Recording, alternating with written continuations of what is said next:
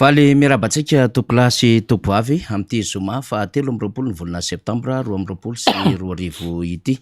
Tahaky ny mahazatra ary efa diso fatatsika ho an'ny fandaharam-potoana rehefa zoma tahaka izao dia ny bogosy Nambomanarina député Totosoa no miara-dalana amintsika. Mialoha izay anefa mba ahafahantsika miomana tsara satria rehefa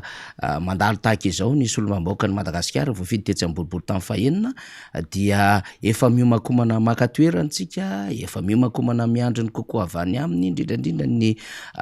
ponina eny amin'ny boribory tamin'ny fahaenina, efa miomakomana ihany koa andray ireo stylo taratasy ho an'ny fanamariana samihafa ho an'ireo zatovy mpianatra na lahy na vavy ary ho an'ireo ray aman-dreny ihany koa dia manao mizazorona fitadidiana kely satria professeur ny université no miaraka amintsika mpandalina fiarahamonina sady mpahay toe-karena azona fanamariana marobe manko zany de izay no ampidirako azy sy anomanako azy mialoha ho antsika rehetra izany fa mialohan'izay dia anaovako fisaorana ny fiara-miasa satria ny fandarina tsy totosa raha tsy ekipa no manao azy ka ny ekipa rehetra eto anivon'ny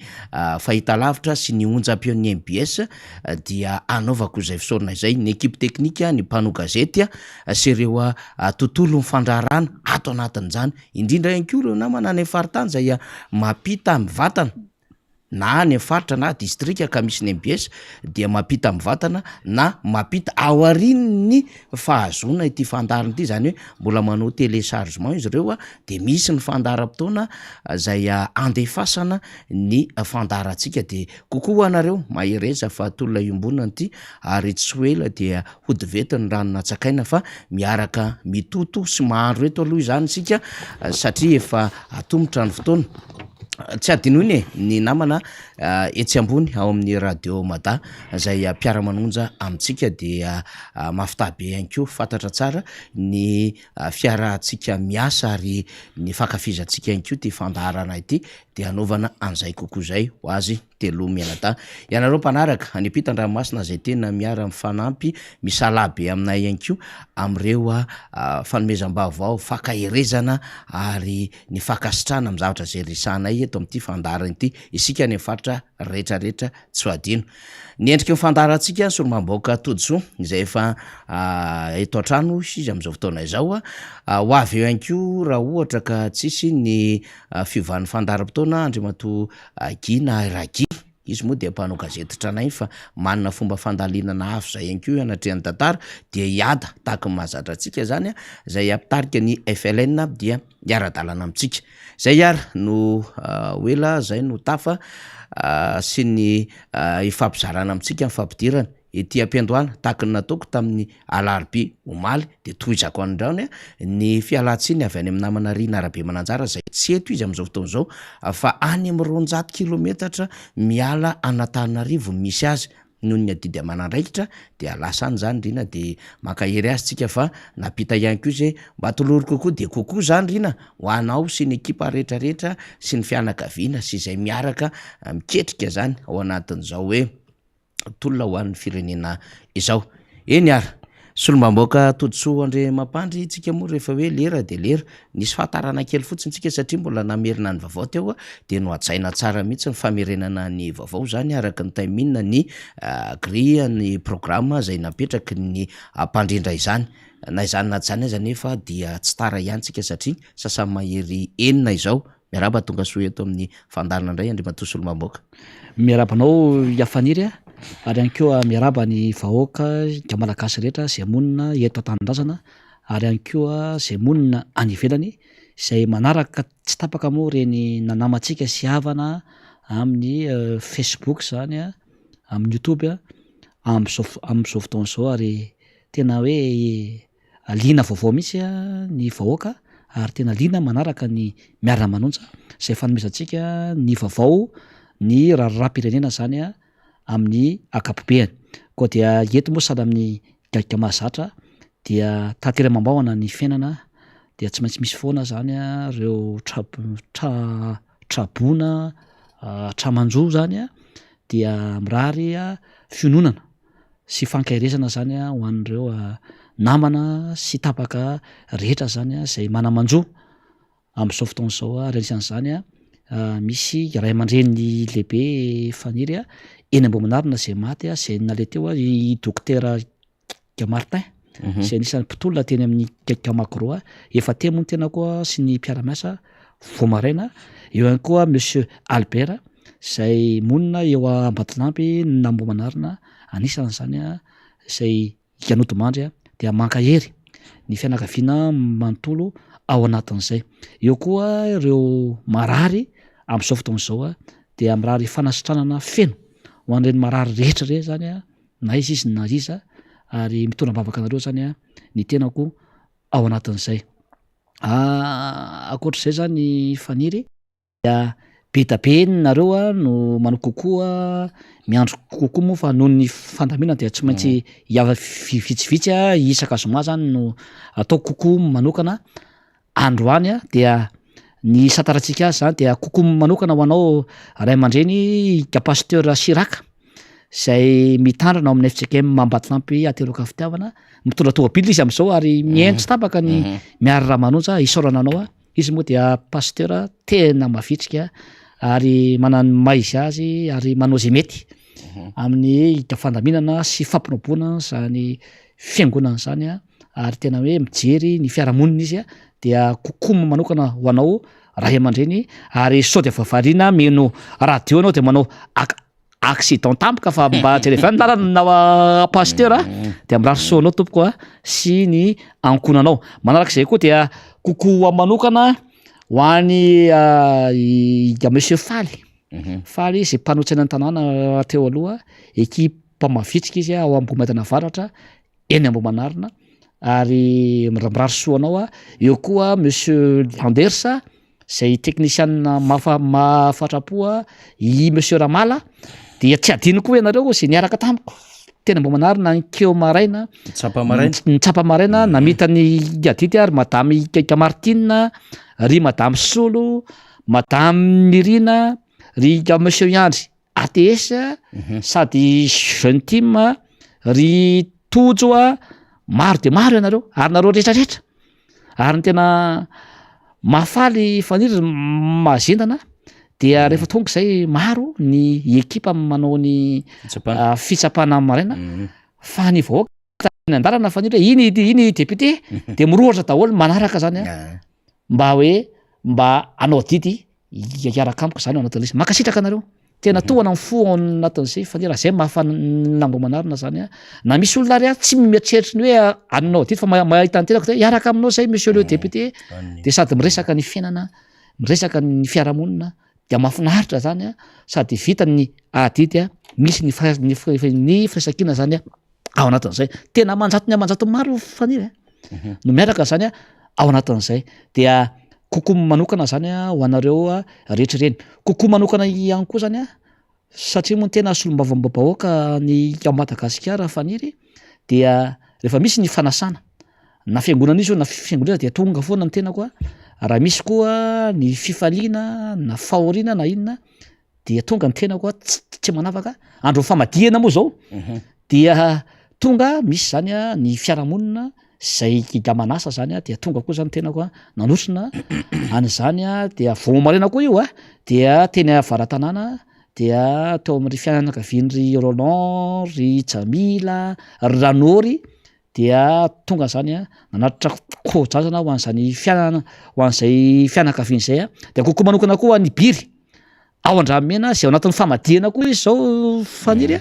dia mirary soa ny Biry Amenakavy ao Andramena zany ao anatin'izay ary anisan'ny ekipa solide zany ary manetana zany mba hisotra hatrany ny firaisankina zany eo amintsika malagasy ao anatin'izay. Tamin'ny terinandro koa dia nisy koa ny fanasana ny famadihana zay natao tamin'ny tenako tany fotsy tany faniry tamin'ny fotsina Antsirabe tamin'ny fotsina Antsirabe ary mitrofoka mbola hoe any Mpitatafika de mitrofoka mekandrefana zany Mpitatafika manko Amorondala de mitrofoka kavanana secondaire zany dia nisy koa zany ny fanatrehana ny famadihana zany zay nataon'ny namana dia tafaradala-tany moa zay sy ry député bôgôsy i Fidèle Razarapera i député Dota sy voafity tany Kamazakandrina i président Iadjo de teo ihany koa zany a i président Rivo Rakotovao zany a maromaro izay no tafiaraka teny a eo koa andriamatoa ia Paul Larabary i général Lapaza zay niaraka zany zay a tao anatin'izay dia kokoa manokana ho anareo reny a ary kokoa manokana koa nivaokana tany fotsy zay tonga maro zay nanantona anay a hoe mba ataovy kokoa izahay a monsieur le député de kokoa manokana ho anareo vaokana tany fotsy rehetra zany a zay niara-nisala taminay a niara-naka sary nanao selfie a dia mirary soa ho an'ny vaokana tany fotsy rehetra sy ny faritra vakana karatra manontolo iny zany a ny tena koa de mirary soa ho an'ny vahoaka rehetra na izy na iza na any Tamatavy na Masenga na Fianaratsoa na Dego na any Toliara zany a de mirary soa ho anareo a ary mirary soa ho an'ny namana rehetra any Andelam-bato ao zao ny avy any La Réunion avy any Casson ny any France zany a eo ihany koa ny any Canada misy koa any Japon any Chine maro be faniry any Belgique zany a de kokoa manokana zany a ho anareo gasy a zay manaraka tsy tapaka miara-manonja de mino sy manantena ao fa aritra hatrany farantsika manaraka ny fandarana androany betsaka raha ny vaovao ho zaraintsika eto député Toutso fa tsy maintsy nolalovantsika ireny fiarabana ireny satria maro moa no maniry ahazo izany ary ny ahafahana mba mifampita am'izay hoe fihavanana malagasy zay de aty amin'ny onjam-peo zay no ampitaitsika satria malagasy miavaka mihitsy am'izay tsikitsiky vao maraina sy kopakopatanana zay mampiavaka antsika zany eny amin'ny fiarahamonina rehetrarehetra eny dahoary eo ny Ambohimanaritsika député Toutso alohan'ny idirantsika amin'ny raharam-pirenena zay mafotaka de mafotaka ary rehefa miresaka fotaka ihany avy nanitsapotaka ianao tamin'ny herinandro iny satria nanetsa niaraka amin'ny vahoaka an'Ambohimanarina teny amin'ny Lemakobe tsy mitatatra Lemakobe tsy mitatatra dia ifampizarana Ambohimanarina amin'ny Ambohidratrimo ihany satria misy ilany kely izy aty Ambohitrimanjaka aty de misy ilany aty Ambohimanarina fa Ambohimanarina moa zany resantsika satria boribory-tany misy any député Toutso fa ny alohan'izay de mbola nanadio canal nanadio an'ireo lalana ahafahan'ireo rano zany miditra amin'ireo lakan-drano samihafa ianao sy ny ekipa de tonga am'izay le fotoana satria efa fotoana zao rehefa tafiditra ny rano de rehefa voavadivadika mibanga rehefa afaka le mifakoahitra zany ao anatin'le resaka fikolokolona ny tany daholo zany rehefa mbola vary dia miditra am'izay ny fanetsana zany de nanetsy ianao satria efa hiditra moa zany zao ny volana oktobra ary dia nanao an'izay asa fanetsena satria ho avy ny olona fa tsy nanadiniko ny fanampy ianao hoe tam'ireo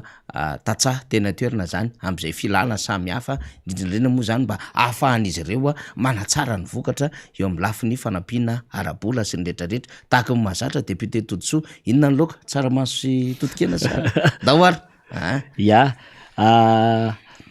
tamin'ny heriny raha mahatadiditsika dia niteny ateto hoe mijaly ny vahoakana Ambohimanarina sy Ateroka zany satria efa andro ny fanetsana zao efa tokony tamin'ny 15 ohatra zany no tokony efa nanomboka fa mbola misy zany ny tsy hidirany rano zany fa tsetsiny ny canal zay misy zozoro sy tsikafona zany de efa niteny hoe raha tadidinao tsara faniry hoe meko roa andro nareo telo andro rehefa tsy aisorinao zany de za misy nio irotsaka zany ao anatin'izay mata tsara de hitantsika angamba ny amin'ny sary ho alefa ny technicienne fa sady nanala canal zany nanala fako ny tenako amin'ny canal iny Lemakobe tsy mitatatra iny ary ny lanery iny zany ary ihany koa nanetsa io zany hitantsika eo mititena moa igatatsa misy any titena daholo anaty fotaka io na anaty rano io na izy io na iza vao misy zany marary ny fiarahamonina dia tsy maintsy io zany ny tenako sady nitsidika zany ny tena ary tsy vitan'izay ihany fa niaraka any anosy be zay folofolo zao io toerana io faniry dia misy ny fambolena vary bazaha zay aorianao le izy avy eo a zay tena mamokatra ity anosy be zay volo ty ary manentana ntsika rehetra zany a io jerevitsika sady tena ble io a ary tena mamokatra Russie Ukraine no tena malaza an'ireny fa ary tsika eto Madagasikara anisan'ny zany anosy be zay volo Ambohimanarivo tany mamokatra hitatsika io zany a de io koa zany a ny orge zay fanaovana labera zay mamokatra ary indroa isa-taona no mamokatra zany a iny lemaka sy tany eny anosy be zay vola Ambohimanarina iny ka eto zany dia manentana ny orinasa ny malala-tanana rehetra zany amin'ny lalam-barotra rehetra fa manana zany hoe tena hoe tany mamokatra zany zany a eny Ambohimanarina manontolo a indrindra anosy be zay vola zany a zay nitsidihako niaraka tamin'ny tikatsasany a tao anatin'izay de hitatsika koa zany amin'ny sary fa nisy zany a ny fiarahana manetsa tamin'ireo Tatsah io zany faniry a de hitatsika am'izao a ny tena moa tena zanaka Tatsah ary tena Tatsah ary manana tambary maromaro eny amin'iny alemaky Betsi Mitatatra sy ny lany eriny ary fantatry ny vahoakana Ambohimanarina zany ary tsy misorona mihitsy zany tena koa miditra anaty fotaka any anaty rano satria zany biazina ny tena hatramin'ny fahakely mitaingina lakana eny an-tambary eny ry gafaniry ary de mirotsaka mihitsy zany a manampy ireo Tatsah ary tsy vitany hoe nirotsaka nanampy a fa nanome fanampiana nanome lera vola ary mbola nanome fitaovana andro zareo zany a ahafahana zany a manampy ireo Tatsah reo ny azany a dia ny Tatsah zany no ataoko laharam-pahamehana amin'ny fanampiana raha tsisy andreo antsika tsy mihinan-kanina ary zay tena foto-tsakafon'ny olona de vary ary tokony iosina tokony fanampy mihitsy zany tokony atao laharam-pahamehana ny fanampiana ny Tatsah rehetra eto Madagasikara izay nge no orana ty fanjakany ty tsy mijery ny Tatsah fa za zany de manome modely mihitsy hoe raha tompona ndraikitra ary ianao raha solom-bavam-bahoaka ianao a de tsy vitany anaty tomobily anaty 4x4 be ianao anaty tomobily ianao de tsy anday ravondena fa ilaina fifampikasohana amin'ny olona ary ilaina ny fiarahana amin'ny olona ohatry zao zany a dia miaraka amin'ny olona zany a tahaka izao zao zany dia mitondra fanentanana ho an'ny olona mitondra fientanam-po ho an'ny olona zao mitondra hafaliana ho an'ny olona zao hoe ianao mihitsy miosina miaraka am'le vahoaka miaraka am'le Tatsah zany a ao anatin'izay ireo moa zany a anisan'ny ampamboly tena malaza zany a amin'iny faritra anosy be zay vola sy Ateroka sy Ambohimanarivo zany a nanotrina ny tena zany a tao anatin'izay misy koa ny dobotrondro faniry eny anosy be zay vola eny sy ny manodidina ny tambary eny isan'ny mampalaza ny trondro a ny ganagana ay de tena hoe tena hoe be trondro eny zany a ary tena mbola le frere mihitsy zany a ka eto zany a dia aporisia ny mpitantana orinasa rehetra zany a ny tompona andraikitra rehetra ny mpitondra fanjakana ny malala-tanana fa tany mamokatra Ambohimanarina sy Ateroka manany gama izy azy izy eo ny fambolena vary moa zany a ary eo koa zany a ny blé varim-bazaha zay a eo koa ny legioma maro isan-karazany ny orge zao iny a de voatamity zany vohita hoe tena afaka mamboly an'izay koa zany a iny amin'iny faritra anosy be zay vola sy ny manodidiny ary ito zany de mbola manao antsoavy faniry efa nanao modely zay ho an'le fanalana ny canal fa de mbola miantso atrano ny apipa ny ministeran'ny fambolena ministeran'ny fanazarena ny tany mba le faso ny ekipanareo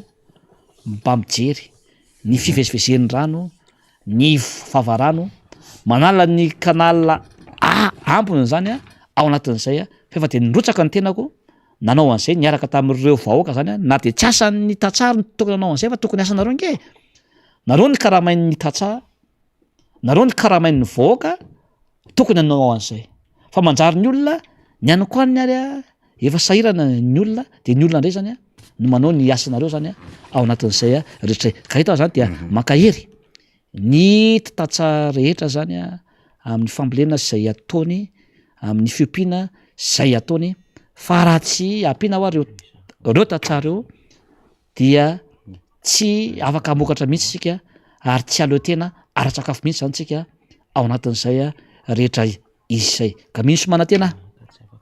fa voaray ny totompona ndraikitra rehetra zay antso ataoko zay ho an'ny amin'ny fokotany anosy be zay vola ny fokotany rehetra any Ambohimanarina zay hita fa tena mamokatra mba jerevy re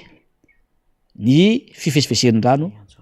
ny lemaka, ny kanala, ny fambolena zay atao, ny tsy fandrimpanemana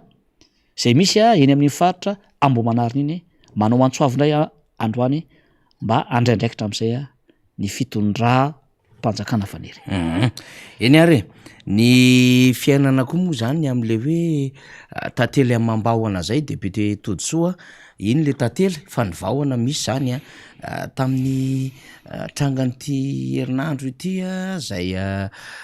vaovao somary nanahirana maso ihany nahita teny amin'ny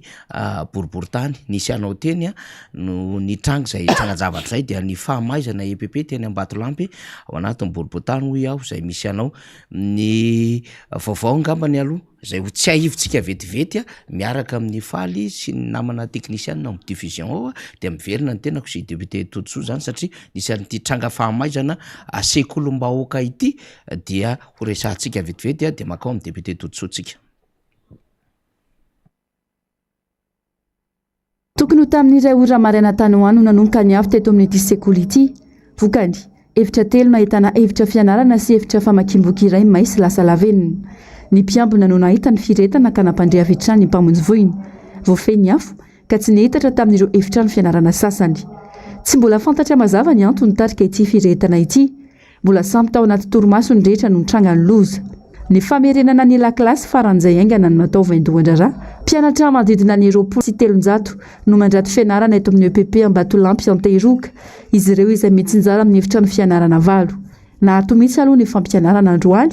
mba ampirindra ny fandaminana hoe ny talentsy-sekoly. Efitra ny fianarana 5 mbola afaka ampiasaina ka io ny tsinjaraina araka izay mahapety azy. Nisy ny efitra may telo ny efitra may fa mbola misy afaka ampiasaina anaky 5. Dia misy voakasika kely le salina anankiray fa 5 fa efa amboarina namboatra madire zay dia natao fandaminana. Angadina nanana sy vinahitany ity efitra ny sekoly may ity ny solombavam-bahoaka Tojosoa Andriamampandry. Tonga teny an-toerana mihitsy ny tena ny vao maraimbe ny hijery fotony ny tranga. Tsy nijana teo anefa fa naniraka ihany koa ireo délégation tariny ahitana ireo mpanolotsaina sy ny sisa. Mampiayay ny tranga tahaka izao no nambaran'izy ireo ka takiny sy ny fanadihadiana lalina amin'ny antony tarika ny loza. Miantsona ambaratonga ampahefana sy ny malala-tanana ihany koa izy ireo hitady vahaolana faran'izay aingana anarenana ny simba. Alahelo ny zava-misy satria kilao totony hafa atao anatin'ny raim-pimaso ny fananam-bahoaka zay atao hoe loharano fanabeazana. Zay no simba atao anatin'ny raim-pimaso ka dia manao antsoavo ho an'ny tompona andraikitra maefa rehetra mba handray andraikitra anao ny fanadihadiana aloha voalohany satria ny zava-rehetra dia misy antony tonga zao afo zao dia mangataka ny tompona andraikitra rehetra zany mba handray andraikitra amin'izay zavatra anao ny fanadihadiana. Miantso koa ny ministera ny tompona andraikitra rehetra ny malala-tanana mba handray an-tanana aingana izao fanarenana n'izao zava-misy zao satria mampalahelo loatra ny mpianatra zao fa fidiran'ny mpianatra efa maro ny zavatra misy nefa zao ny zava-misy dia mangataka amin'ny malala-tanana ny andraikitra ministera mba handray andraikitra faran'izay aingana.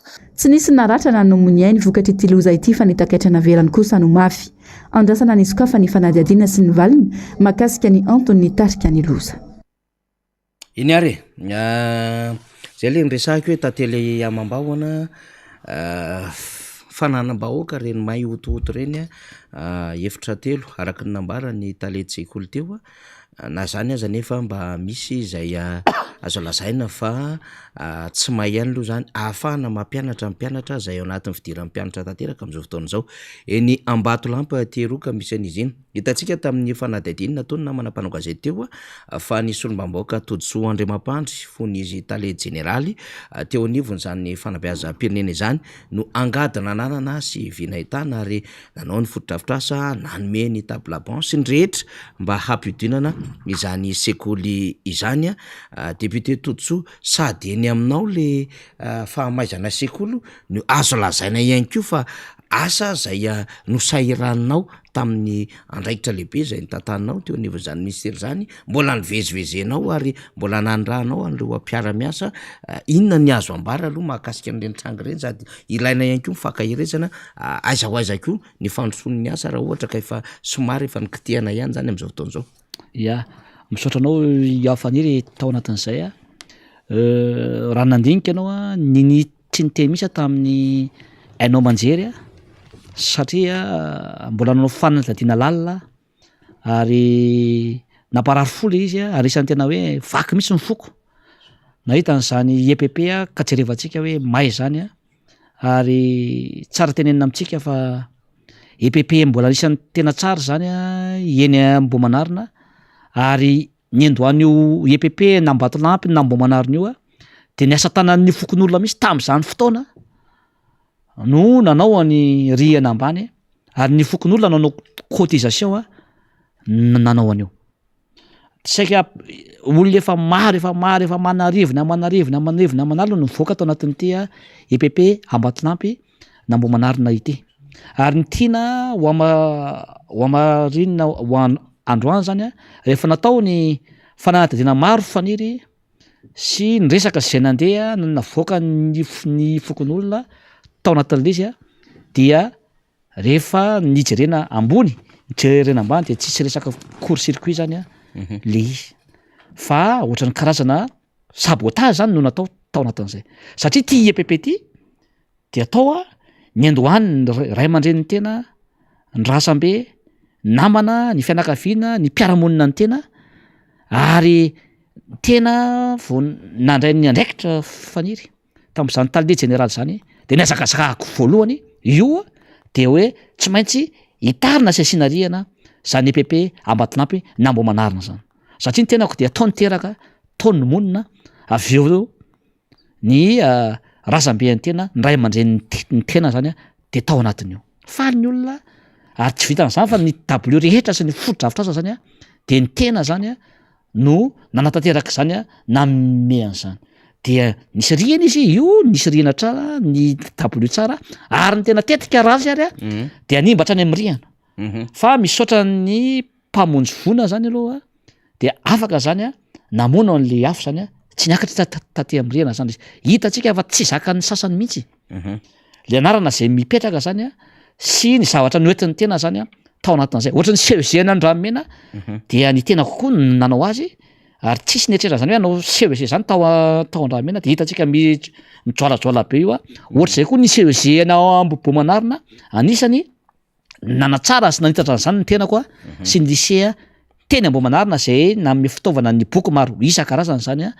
tamin'izany lycée zany saika ny EPP rehetra zany ny faniry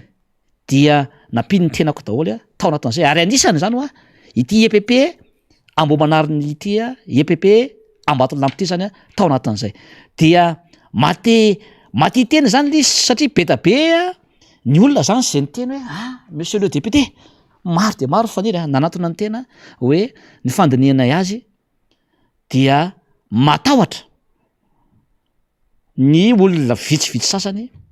fa be da be ny zavatra napetraka ao sy ny atoko zay misy anao de tavon'ny sasany ho fafana zany le anarana sy le zava-pita tao anatin'izay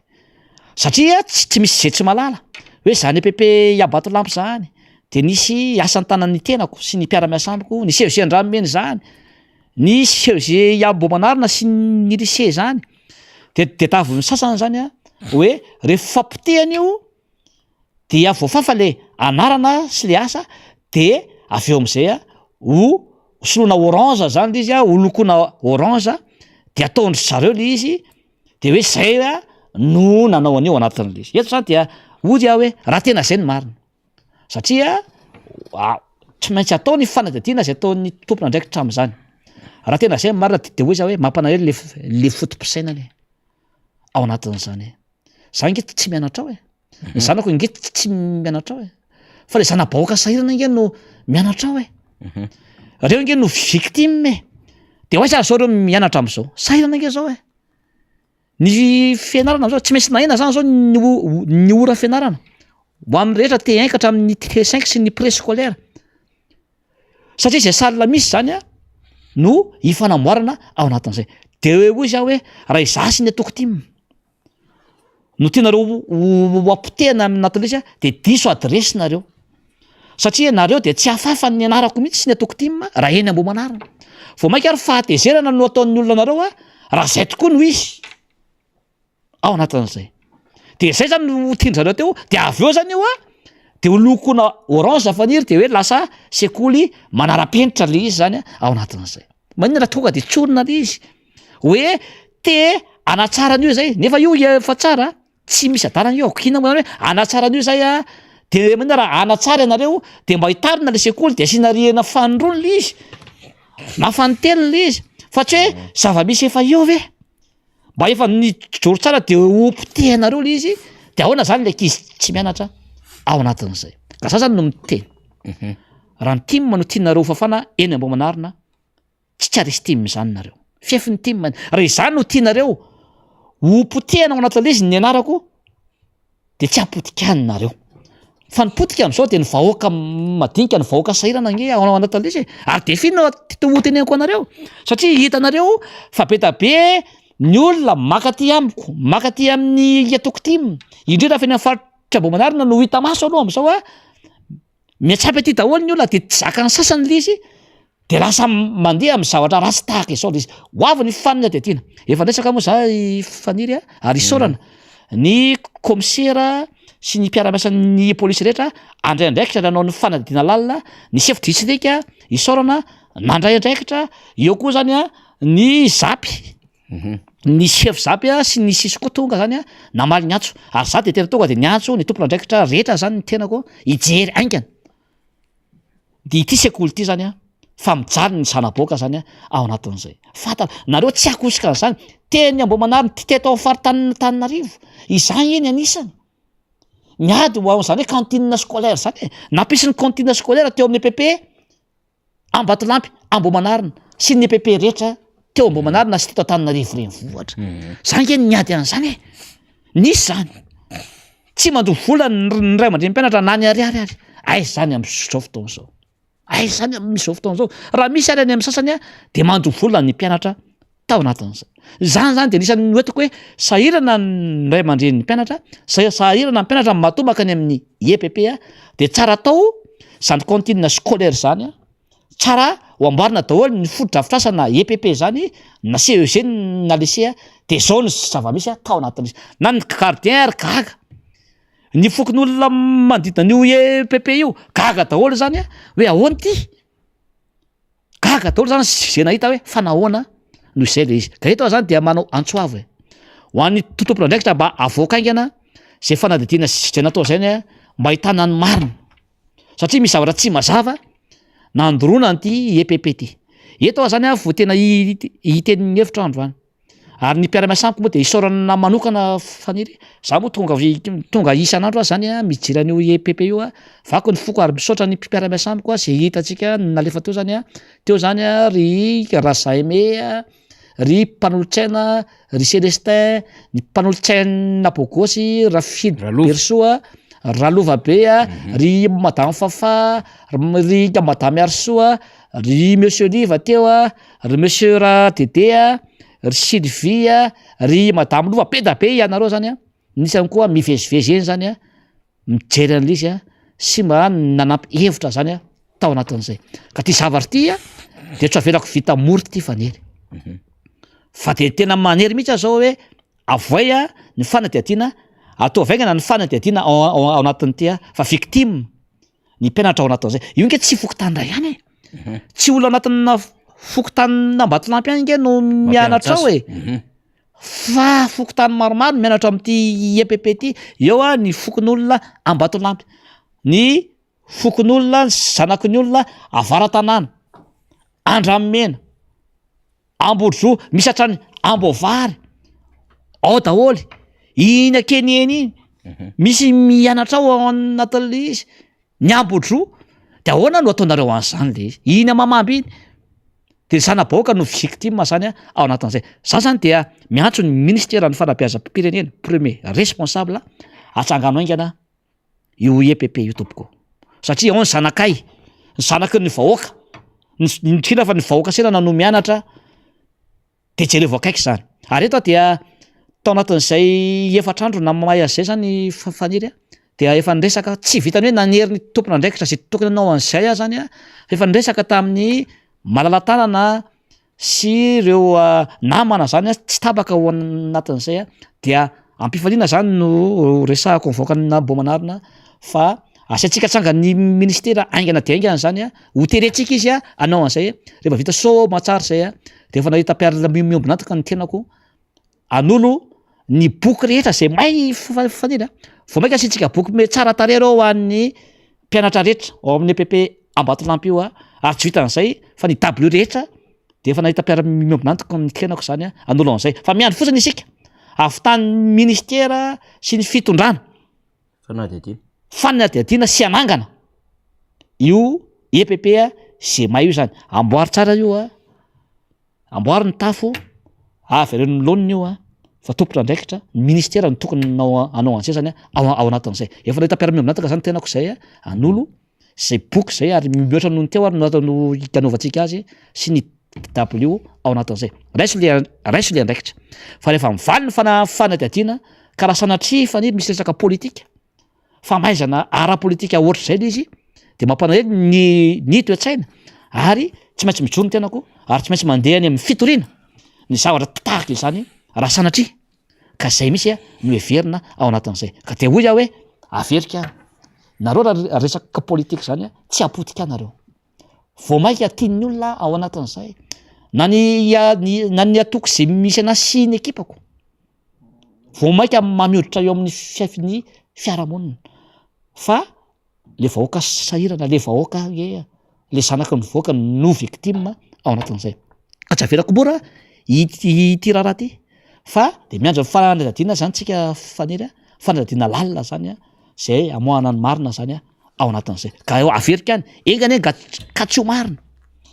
le vinavinan'ny fiarahamonina sy ny fijerin'ny olona rehetra tao anatin'izay raha zay marina de zavatra hafa no iseho ao anatin'izay mampiomana zay a fa zavatra hafa no iseho ary tsy anaiky ny ambenana fantatrareo a ny fahasahiako ary tsisy afaka anakana ana zany ao anatin'izay raha tsy sanatra izay aloha no izy fa resaka hafa dia hafa zay a fa ny zany kanaty zany dia miantso aingana aho mba hivoaka aingana ny fanadihadiana ataon'ny tompona andraikitra sy ny fanarenana aingana izany sekoly zay a faran'izay aingana fa mijaly ny zanaky ny vahoaka eny aminay eny ary misaotra atsika amin'ny fanazavana zay nentiny député Totsoa Andriamampandry tamitsika teo zao tsika de iresaka amin'ny raharam-pirenena am'izay satria ity raharam-pirenena ity manahirana député Totsoa isan'andro misy vaovao foana fa eto aloha de mitondra ny tsetsatsetsatsyaritra fa misavoritaka ny resaka famatsiana solika eny amin'ny tombon'asa eny raha ny vaovao zay voaray sy ampitaindreo namana zany am'izao fotoana izao any amin'iny faritra Korondrano iny no tena ahitana an'izay mbola ahazo ny vaovao avy any amin'ireo namana moa zany tsika manoloana zany fikorontana solika madidina eto Antananarivo izay ny fanapohana solika iny efa raharaha goavambe iny ny raharam-bolamena miakatra eny anivon'ny fitsarana raharaha-be iny miampy ny zava-misy eto amin'ny firenena bongolava sy ny sisa député Totsoa kanefa dia tsy izany zava-dehibe zany ny zava-dehibe ho an'ny fitondram-panjakana fa fanamboran'olona zany zava-misy am'izao fotoana izao raha ny zavatra mahazo ny tanora ray izay lanceur d'alerte mpikirakira tambajotra sosialy dia Stanley zany raha miaro velo moa izay raha tsy diso zay voatazona eny amin'ny Toby raha tsy mandrava raha ny vaovao fantatra hoe dia tamin'ny larobia teo no nampanatsoana zany i Stanley ho eny amin'ny Toby raha tsy mandrava ary rehefa tonga teny dia tsy mbola nisy fandraisany teo anivon'ny gendarmerie fa naverina ny alakamisy fa ny alakamisy indray dia tonga tany an-tranony zany ny mpitandro filaminana ny zandary niaraka tamin'ny teo anivon'ny fokotany ary dia naka zany any Stanley fantatra tao anatin'izay fa voatazona eny amin'ny Toby raha tsy mandrava ity mpikirakira Facebook ity zany Stanley ny afantarany rehetra azy ao anatin'izay ihany koa ny hoe natao perquisition ny trano zay misy azy ary rehefa natao perquisition de lasany moa zany ny solotsaina indrindraindrindra ny unité centrale any Stanley ny zava-misy rehetra nitazomina izy eny amin'ny toby am'izao fotoana zao ary saika eny am'zany toby zany reo mpikirakira Facebook reo lanceur d'alerte zany miresaka indrindra am'ty raharaha ity de manodidina an'izay no hitondrantsika fanadiadiana satria ny amin'ny adevitra zay resahantsika dia miresaka tsara ny amin'ny hoe inona moa ny tena tokony ahatonga an'izao raharaha izao anana an'izao zava-misy eo amin'ny endrika nasionaly zao de fanjakana ihany manetsika azy satria misy zavatra hafa tokony ataon'ny fanjakana mihoatra an'izao ary efa nisy olona nametraka fitarainana mihoatra lavitra am'izao efa tany amin'ny taona 24 akory ary nefa nitrangana zany fa de amin'ny tanora kely paneho hevitra zay tena tsy mahazaka ny zava-misy am'izao fotoana zao no anaovana an'izay fihetsoana zay de voatazona any moa hatramin'ny finday ny Stanley zany mbola tsisy ny communication avy ao anatiny fa ny fantatra fotsiny dia ny reniny ny olotiny sakaijany zany Mailanto manandafy izarefa avy any Fianaratsoa itaty Jesy Iarfinina i Clémence Sarary Nirina nefa eny am'izao fotoana zao ary raha fantatra dia hidina ena toerana ihany koa nisy olo-mamboaka avy amin'ny antoko tiako Madagasikara hijery ity raharaha ity satria tena lay endriky ny fahalalahana sy ny fanehoan-kevitra mihitsiny no manahirana am'izao raharaha izao. Tamin'ny fiandohan'ny volana septambra isika député Todsoa de efa nitondra fanazavana teto hoe victime fisandohana contre fake ny tanora tiako Madagasikara. Victime am'izany i Rado Patrick any Fianaratsoa ary efa napafantatra ny sampana zay tokony adidy izany. Victime am'izany Entsora Sitrakinyena, victime am'izany Stanley. De ampiasain'izy ireo ny anarany reto tanora reto ny sary zany marimarina kokoa dia tonga amina zavatra lozatra zao de ity zany compte fake ty Stanley Ramarty fa tsy ity no tena tompony le compte fa averina any am'lay navoakatsika izy faly tamin'ny fahaenina ny volana septambra efa nitondrantsika fanazavana teto hoe aiza mifandraisana andraikitry ny fanjakana ho an'ireo olona zay verina fa manao zany an'izay compte fake zay de io Stanley Ramarvelo efa nitondra fanamarihana izy fa tsy izy ny tompon'le compte Stanley Ramaro zay mampiady olona maniratsira fanjakana ary mody ompiseho mpanohana ny antokotiako Madagasikara sy Andriamatoa Marc Ravalomanana kanefa mampiady foko mandranitra ary manompa de efa nitondrany Stanley Ramarvelo zay tena tompon'ny compte Stanley zany zay voatazona eny Antobra tsy mandrava am'izao fotoana zao tamin'ny fanazavana ny editsika teto tamin'ny fahadimy volana septambra hoe ilay compte fake de misaotra ny MBS sy ny Mada 100.8 FM mba mampahafantatra ny rehetra momba n'le compte fake Stanley Ramaro izay misandoka ho izao sy mampiasa ny sariko de io ambany io ny fanazavana ny etitsika hoe tsy marina le Stanley Ramaro de io nefa manakorotana manompa any ambadika rehetrarehetra any io ihany koa mizara vaovao tsy marina de araka mifantatra de hoe hanaovana fanadihadiana momba an'io fa fantatra ihany koa voiziny le mpanohana an'le fitondrana am'izao fotoana zao misy compte hoe rano mangotraka de io compte rano mangotraka io zay tena manompa mihitsiny manao tsinitsinina ary mizara vaovao tsy marina mampiasa ny anaran'olo-kafa dia tondrotondrona any ambadika any fa Stanley daholo na ao ambadika reny compte fake reny zany hoe izy victime mandray zany no sahirana am'izao fotoana zao député Todsoa Andriamampandry fa tsy izy rery vetivety député Todsoa fa efa misy angeto ny compte tony hoe Modeste Rakotosan de fantatry ny fitondram-panjakana sy eo anivon'ny cybercriminalité ve izy ty Modeste Rakotosan ty izy toy ny Erkasim iary vola tony nefa mampiasa ny sariny Rado Patrick amin'ny Fianaratsoa de mody miresaka ho mpanohana Marc Ravalomanana mpanohana ny tim nefa ny zavatra resahany resaka raha mandrika resaka firazanana fanompana olona fizarana vaovao tsy marina izy toy Nathalie Iza tony maro be ry John Mark tafitaniana Nathalie ry John Mark maninona tsy reny olona reny no karohany lay eo anivon'ny cybercriminalité ary ty tranga ty de efa nahazo ny antokotiako Madagasikara tamin'ny taona 24 ty avelao aloha ty rehefa aveo rina ifaly fa ity de efa nambara ary nametraka fitoriana tsara mihitsy ny antokotiako Madagasikara ny tory ireo mpanelitsao sy mpisandoka ny anarany ny antokotimo tsy azo ekeny intsony ary efa tena sangy mihoatra ny loha ireny fisandohana nampiasainy na niarina tokotiko Madagasikara sy ny sonia ny filoha mpanorona azy ireny. Koa izany ny antony nametrahana fitoriana tena anivony cybercriminalité. Tena tantandalana ve Madagasikara ka tokony hanaraka izany ny rehetra. Fa tsy natao ho an'ny mpanohitra irery ihany lalàna koa andrasana araka izany ny toy ny fanadihadiana mahakasika hitondra radio de tonga tany zay rina Randriamasinoro nametraka amin'ny fitoriana fa mandraka ty ny androany. Tsy mahita zay valiny zay fitoriana nataony atokotiko Madagasikara tika député Tojoa. Nisy ny raro faty ho an'ny filoha Marc Ravalomanina mihitsy aza. Fantatra hoe iza le compte fake. Ity tatsika ty sararazy ty mandriam-piadanana tompoko. Mirarina faty mihitsy le filoha Marc Ravalomanina ary efa impiry zay nangalarina ny soniana. Lazaina fa mampiady foko, lazaina fa tsy tia côté, lazaina fa miketrika raha mandrika. De mody lazaina fa hoe manompa an'ilay fitondram-panjakana manafozafoza olona de hoe tanora tiako Madagasikara io fa tsisy fandraisana andraikitra. Fa rehefa le poussin versé malaky, rehefa hoe mahery lanto manandafy voadona manao an'ilay fanio-kevitra malaky le fitondram-panjakana. Rehefa ary clémence zany ny azakazahany le fitondram-panjakana. Rehefa ary ravinambinina ay no manenjika andreo lanceur d'alerte rehetrarehetra eo. Ry taxa ay no manenjika an'ireny sy mampitahotra an'ireny any anatin'ny MP. Be da be nge ireo tanora ty, be da be ireo mpaneho hevitra tratran'izay fampiororona any amin'ny MP zay. Fa tena didy jadona tanteraka terrorisme d'État no misy eto Madagasikara.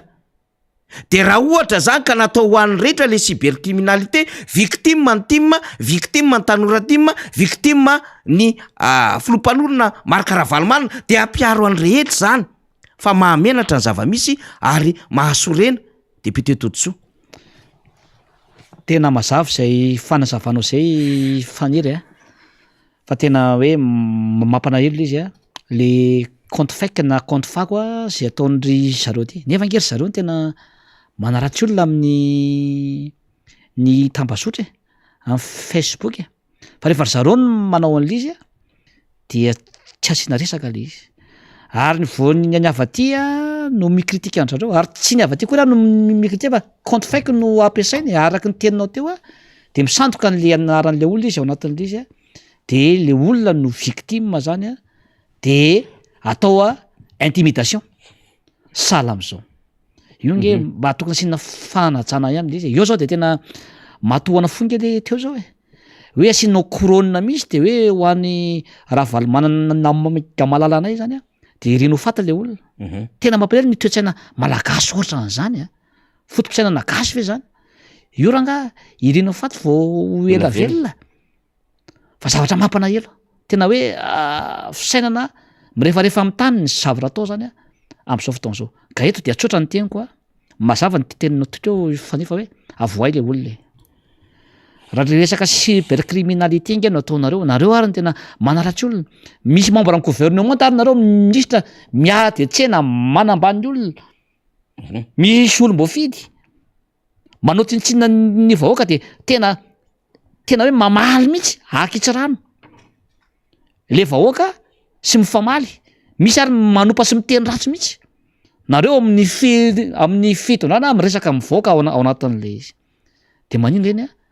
no tsy kitihana ao anatin'izay. Ohatra ny aferana volamena iny ty faniry ny détournement maro isan-karazany rehefa misy zany hoe mamofopofona hoe olona manakaiky ny fitondrana, raha ny olona amin'ny fitondrana ny manao tsy mety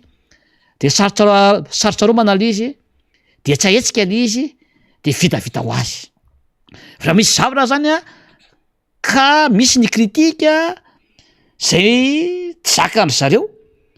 de foronina daholo so zavatra rehetra zao zany anenjena le olona. Aiza le fahafahana ao anatin'izay, le fahafahana miteny le liberté, le droit de l'homme, le toan'ny lalam-pandrenana io. Lalam-pandrenana misy nge no miteny an'izany fa ataovy le fanadihadiana lalina aloha fa za hoe tsy tia hoe alako biko ty, alako atare ty de ataoko an'izao de enjehako ty fa mba mahazakarana ka demokrasia. Fa za tena samy tenareo fa ny aty amin'ny fanoerana, ny aty amin'ny team sy ny vahoaka zay voataiza anatin'izany hoe tim zany a dia tsy misimisy a ny olona hoe tena hoe manopa sy miteny ratsy sy mila sotasoty zany a zay ny nampianarin'ny filora valomanana anay a sy ireo ekipa rehetrarehetra sy ny bazy rehetra ireo a fa nareo nge no misotasoty e nareo ny mamorona n'izao lainga rehetra afafy maro isan-karazan'izao ka io a ny fafahana izao ketra sady de efa miteny azy zany hoe avoay le olona efa tsy fotoana n'izany ntsony zao e rehefa tsy mitovy hevitra amin'ny ianareo ve le olona rehefa hoe miteny zavatra tsy mety aminareo ve le olona de anaovanareo intimidation sy ampitahorinareo raha onanareo de gadragadrareo fatany a ao anatin'le izy le izy ary a compte fako ery le izy compte fako de zay no anaovanareo an'le izy ka amiko zany a de hoe misy ny atao hoe droit de l'homme eto de ajao zay misy ny atao hoe fafahana miteny eto de ajao zay ary fa ajao asio ampamendrehana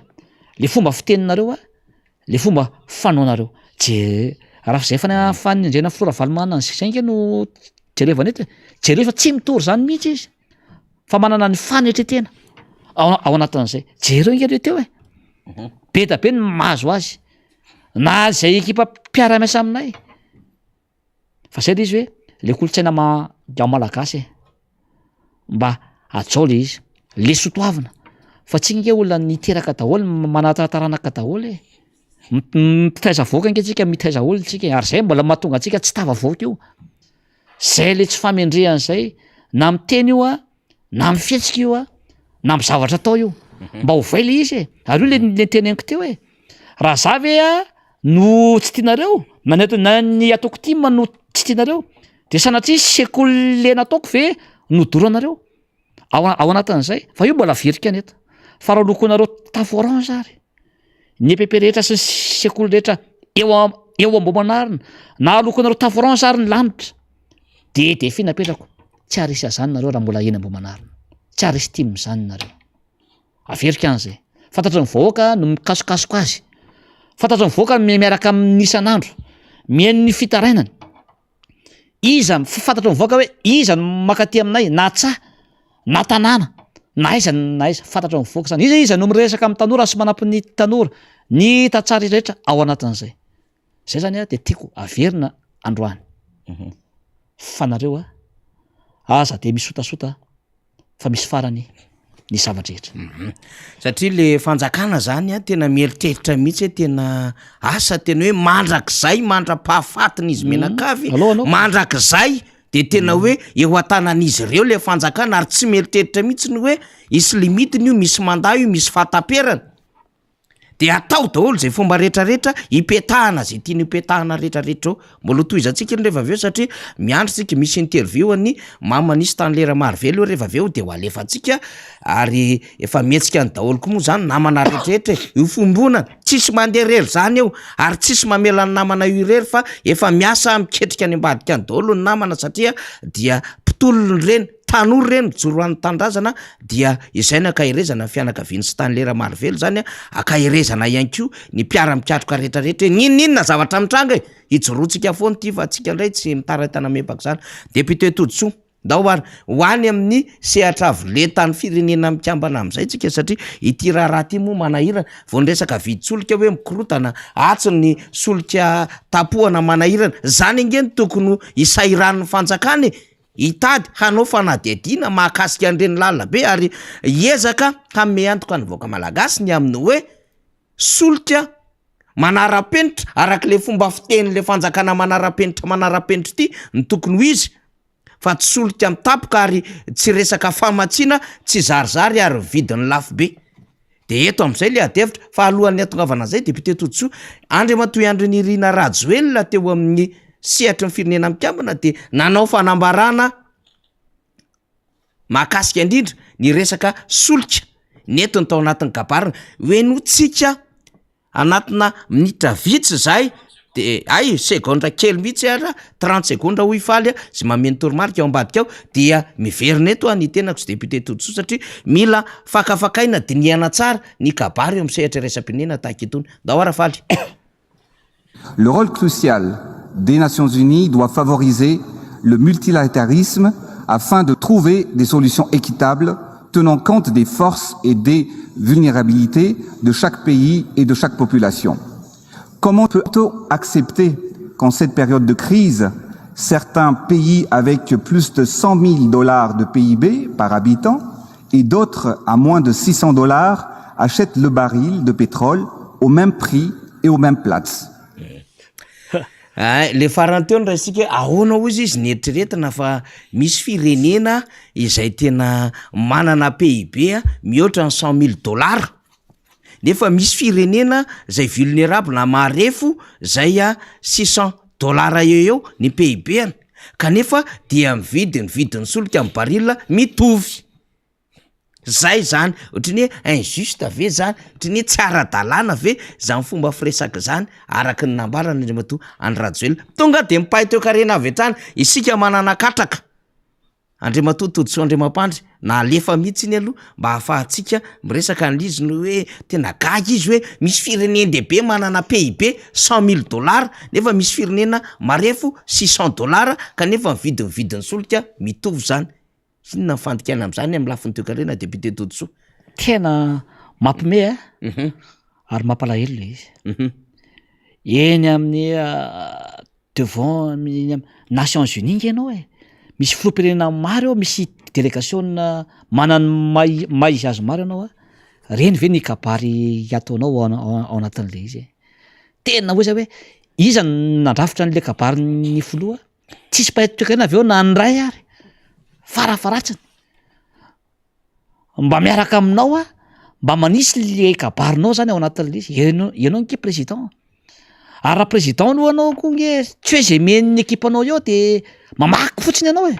fa tokony mba misaina koa anao de mandalina an'le izy. Tonga de raisiko tsara mihitsy zany le izy teo. Iny nge tsy vitany hoe izy no afa-baraka hoe izy rery en tant que flou fa isika vahoaka malagasy mihitsy tsisy olona manam-pahaizana ve eto, tsisy olona mahay toe-karena ve eto mba manisy le teniny ao anatin'le izy. Tsy resaka tsy fitiavana le izy no tena mazava be le teo hoe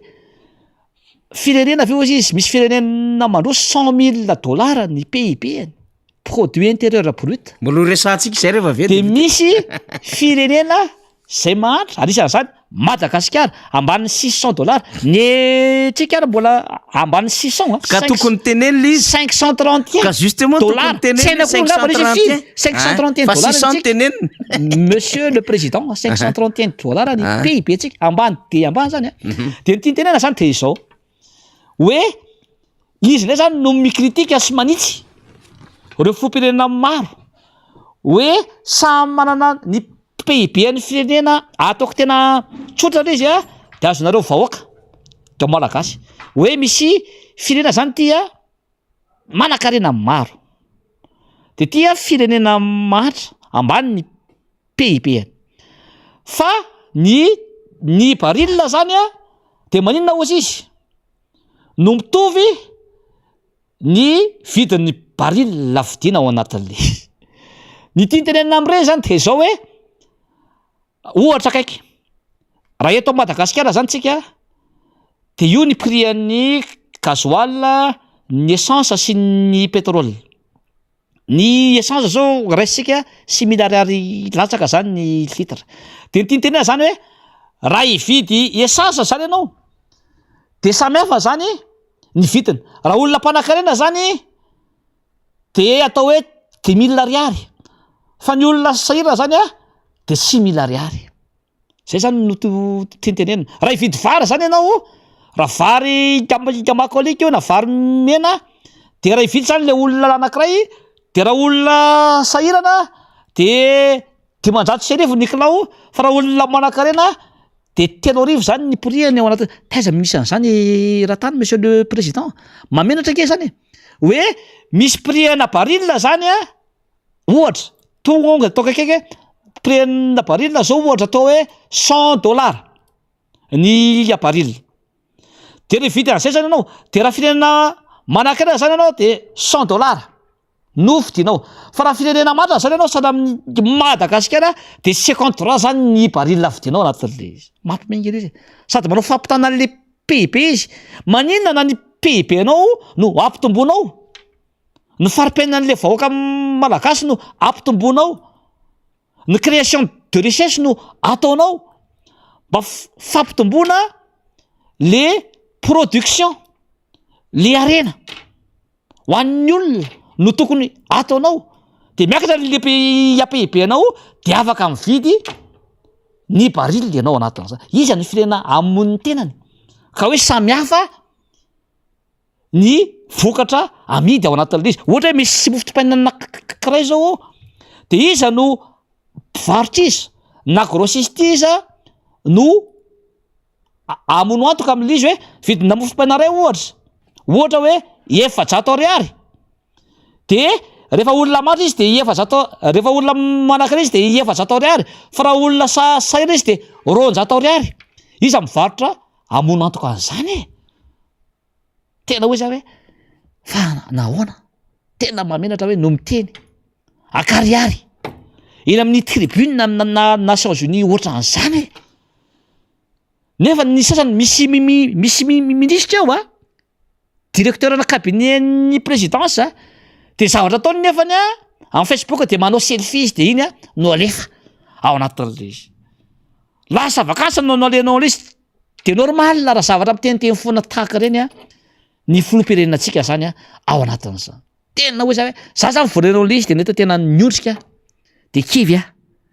hoe zany ve reny nge ny ahafahan'ny olona m'évaluer manombana ny hoe manahoana ny faripahalalany malagasy satria ny filoham-pirenenantsika misolo tena ny vahoaka malagasy tao anatin'izay. Jereva ke tamin'ny andron'ny filoratsiraka sy ny filoha Marc Ravalomanana tsy jereva rehefa mikabary eo anatrehany filoham-pirenena maro sy ny délégationna maro zany ny filoha Ravalomanana mipetrapetraka na zavatra teneniny io le zany hoe tena misy fandalinana maro mihitsy ny zavatra resahana ao anatin'le izy, ny fomba fikabariana, ny contenu, ny forme le kabary atao, ny fond-any. Ina raha misy raha mijery nke tsika fanily mbola misy français 10 orange ao anatin'iny ao anatin'le kabariny ary mamaky prompteur izy aloha iny tena mahagaga. Ianao rehefa no kabary anankiray zany rehefa ny ampianatra an'izany monsieur le président misy tokony misy ao tena hoe mahay zany hoe mahay français anao satria amin'ny teny frantsay zany no iavakinao. Misy économiste ao maromaro, misy sociologue ao, misy politologue ao, misy ingénieur maro ao, misy olona maro zany mandrafitra ny kabarinao iny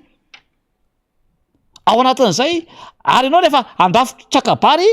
de olona maromaro no asainao manao an'izay fa tsy olona ray ny akory no tokony anao an'izany kabary zany e. Olona maromaro no asainao manao an'le izy de aravinao le izy avy eo de misy olona koa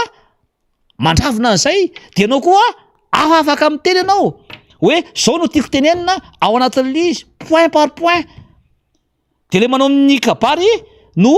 manoratra an'le izy feno ao anatin'le izy de vitsy de makakany aminao le izy de jerevanao ndray le izy de ianao ndray no mirectifie azy ao anatin'le izy. Zay mbola mahenjana ny filoha Ravalomanana. Tsy fandokako anazy zany faniry fa zay mivovory aminazy isan'andro matetika rehefa hoe iona izy amin'ny olona na misy kabary ataony de zay ny ma-intelligent azy. Maranitra izy tonga de izy miteny hoe zao point ikajerevako. Tsy olona ray ny manao an'iny, olona 5 na 10 de araviny le izy de jerevany. Rehefa tsy afa-po izy de avereno izy ty de jerevany le izy de olona maromaro no mamaky an'iny hatramy point sy virgule fa tsy hoe tia ny kabarinao monsieur le président de zay eo de mamaky fotsiny ianao de zay menao zany de mamaky anao anatin'le izy. Mila resy lahatra aloha anao amin'le kabary ataonao tompoko.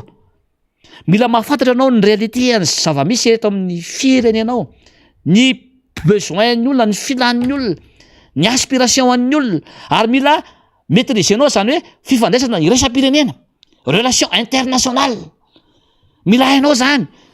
rapport de force nke io hoe iza no matanjaka amin'izao de hoaiza zany ianao anatin'le izy. Ianao zao mikritika tandrefana indray ianao amin'ireny firenena mandroso ireny no kritikenao zany ao anatin'le izy. Tsisy olona monantoka anao zany ny olona akatombony aminao ny olona fa tsisy olona monantoka anao fa izy ianao firenena mara avenao de Madagasikara ve zany de hoe hoavana ao anatin'ny maro hoe raha $100 ny baril faniry de nanao atao $50 tsisy amona atokanao zany eo raha varotra raha manoraka ny olona anankiray sy amofo gasy efa tonga de teneniny hoe 50 le raha manonaka ity mety hoe 7 taona laniny 7 zany ny tombony de raha misy mpanakana avy eo de 50 no ataony fa raha misy olona sahirina avy eo de amonanjo ka ve izy hoe atao 30 izy de matantoka kely izy de perte izy de iza zany no amen'ny banga ao anatin'le izy zany nge faniry tena tokony ho hay zany tokony ho hay zany iza zany ny amen'ny banga ao anatin'le izy zay zany mila hay zany mila fatarina zany tokony avadibadika aloha lela tokony avadibadika aloha le kabary fa lasa le zay ho izy raha izy no afa-baraka sy ny délégation na tsy de mampanina fa le firenentsika mihitsy le vahoakantsika mihitsy hoe tsy misy olona nianatra ve tao tsy misy paitoekarena ve tao raha de vatsika le toe le olona ny iaraka tamin'ny tany faniry tsy olona vanana amin'ny toe-karena tsy olona vanana amin'ny fanaovana kabary tsy olona vanana amin'ny resaka diplomatie sy ny relation internationale na ny tany fa olona spécialiste amin'ny fanaovana selfingy ny tany hitatsika na avoaka an'le olona mihitsy ny izy olona ambony io ary misy mamoaka de sao ve no ataonao nefa ianao anarika an'zany hoe réunion iraisam-pirenena any New York zany de sao ve no aseho anatin'le izy volam-panjakana amin'io ny andehanana volam-panjakana volam-bahoaka de sanatria anao sopinina ve no aliany ao anatin'le izy matezitra nge ho ali izy vola amina miliara nge no aliany volam-bahoaka etram-bahoaka de selfie ve no ataonao ao anatin'le izy ny kabary menareo an'le filoham-pirenena de takrevy ve le izy kabary taolana tena taolana reny mbola misy ao député taola be tabe ao raha raisika tsy priano any ao de olany andro eto tsika na raha ihany ary za manokana de manana kritika hatramin'ny point sy ny virgule sy hatramin'ny français sujet verbe complément afaka kritikena zany ao anatin'ireny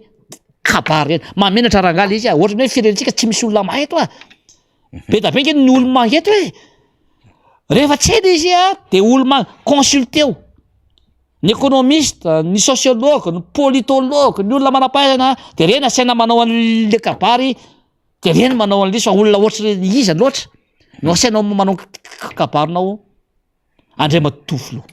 tsy langage diplomatique mihitsy zany reny d'accord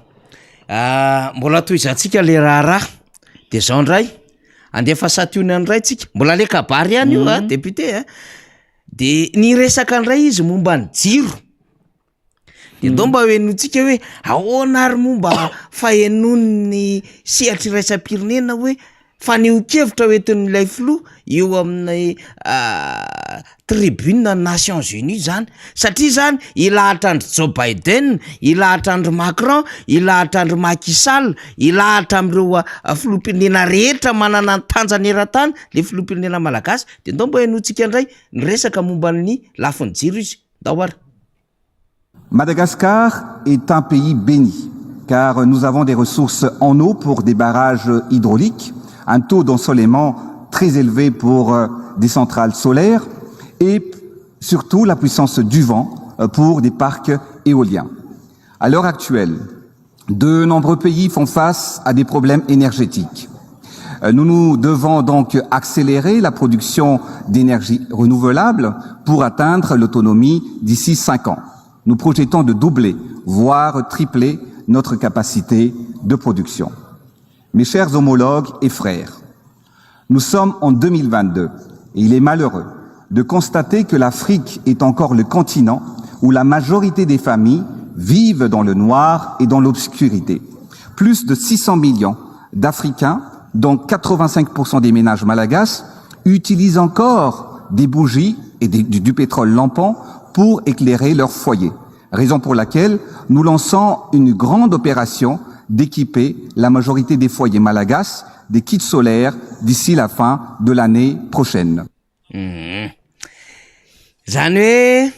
nanazavy izy zany tamin'iny kabary indray député Todsoa ny amin'ny hoe tokony hananany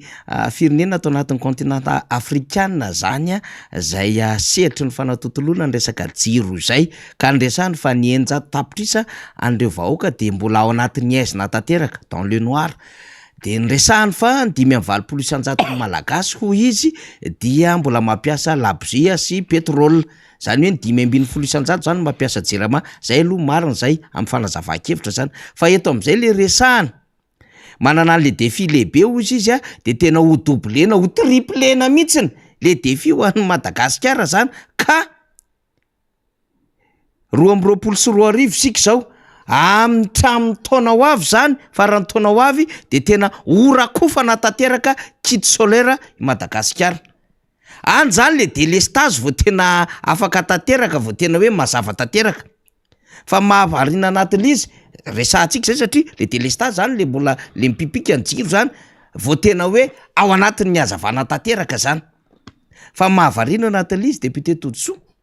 mbola mieritreritra ve le filoham-pirenena fa mikabary Etsambatondrazaka mbola mieritreritra ve le filoham-pirenena fa mikabaro Antolanaro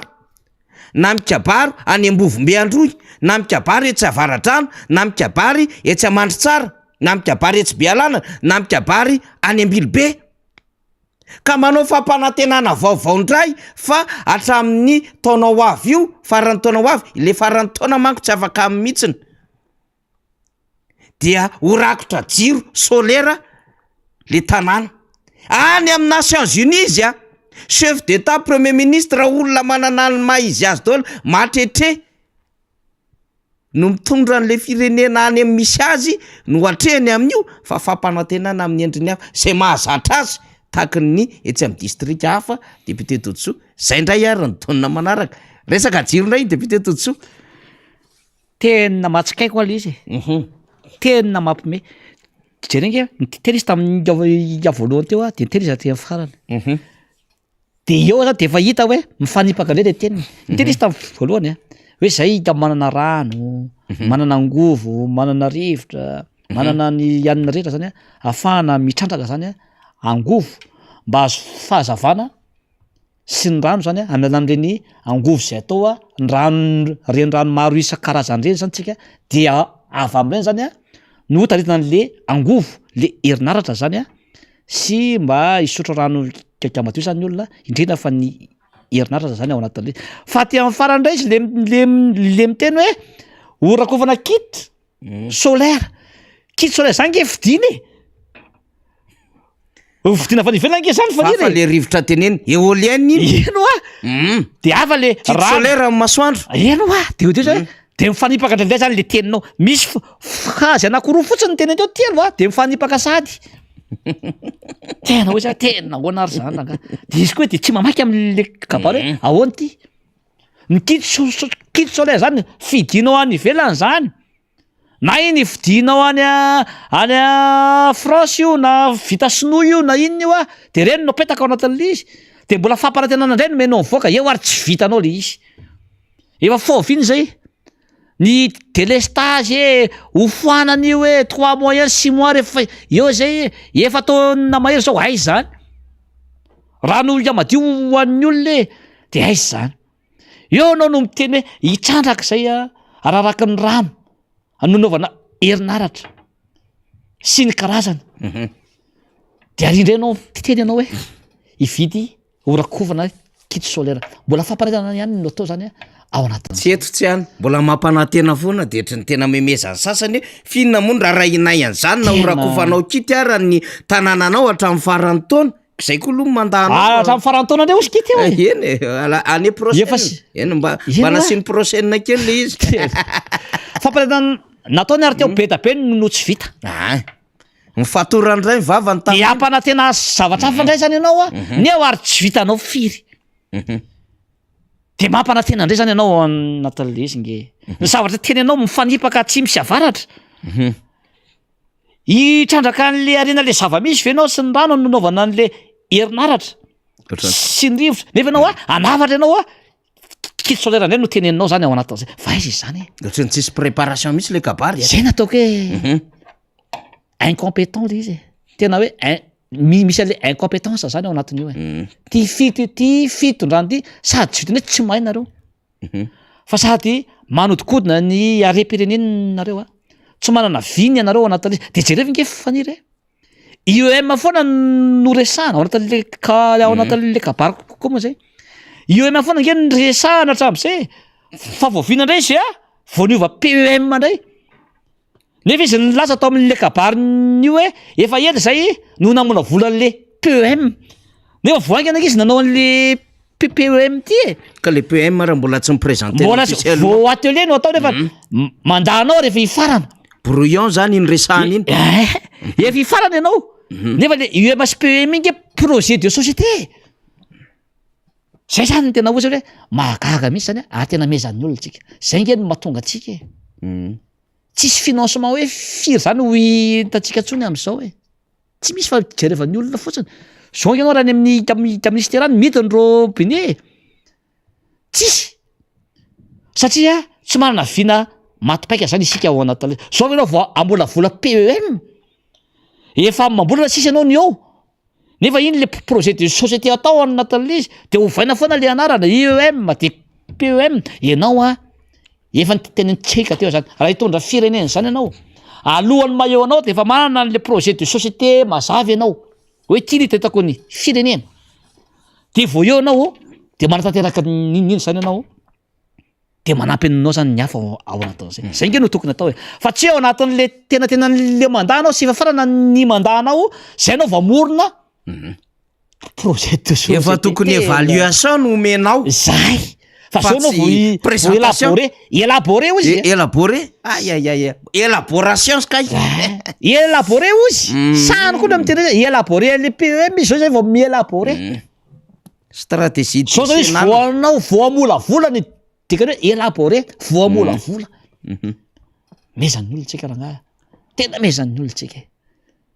monsieur le président amin'ny manaraka rehefa zavatra tahaka reny satria efa tsy mahafeny mpiara-miasa aminao apalatra tena omeo anay raha angala izy anaovany azy de no mamaky afotsiny anao fa de ho hitanao ny dera sy laza mahazo ny vahoaka malagasy ao anatin'izay tsy ame odrakodranao mihitsy zay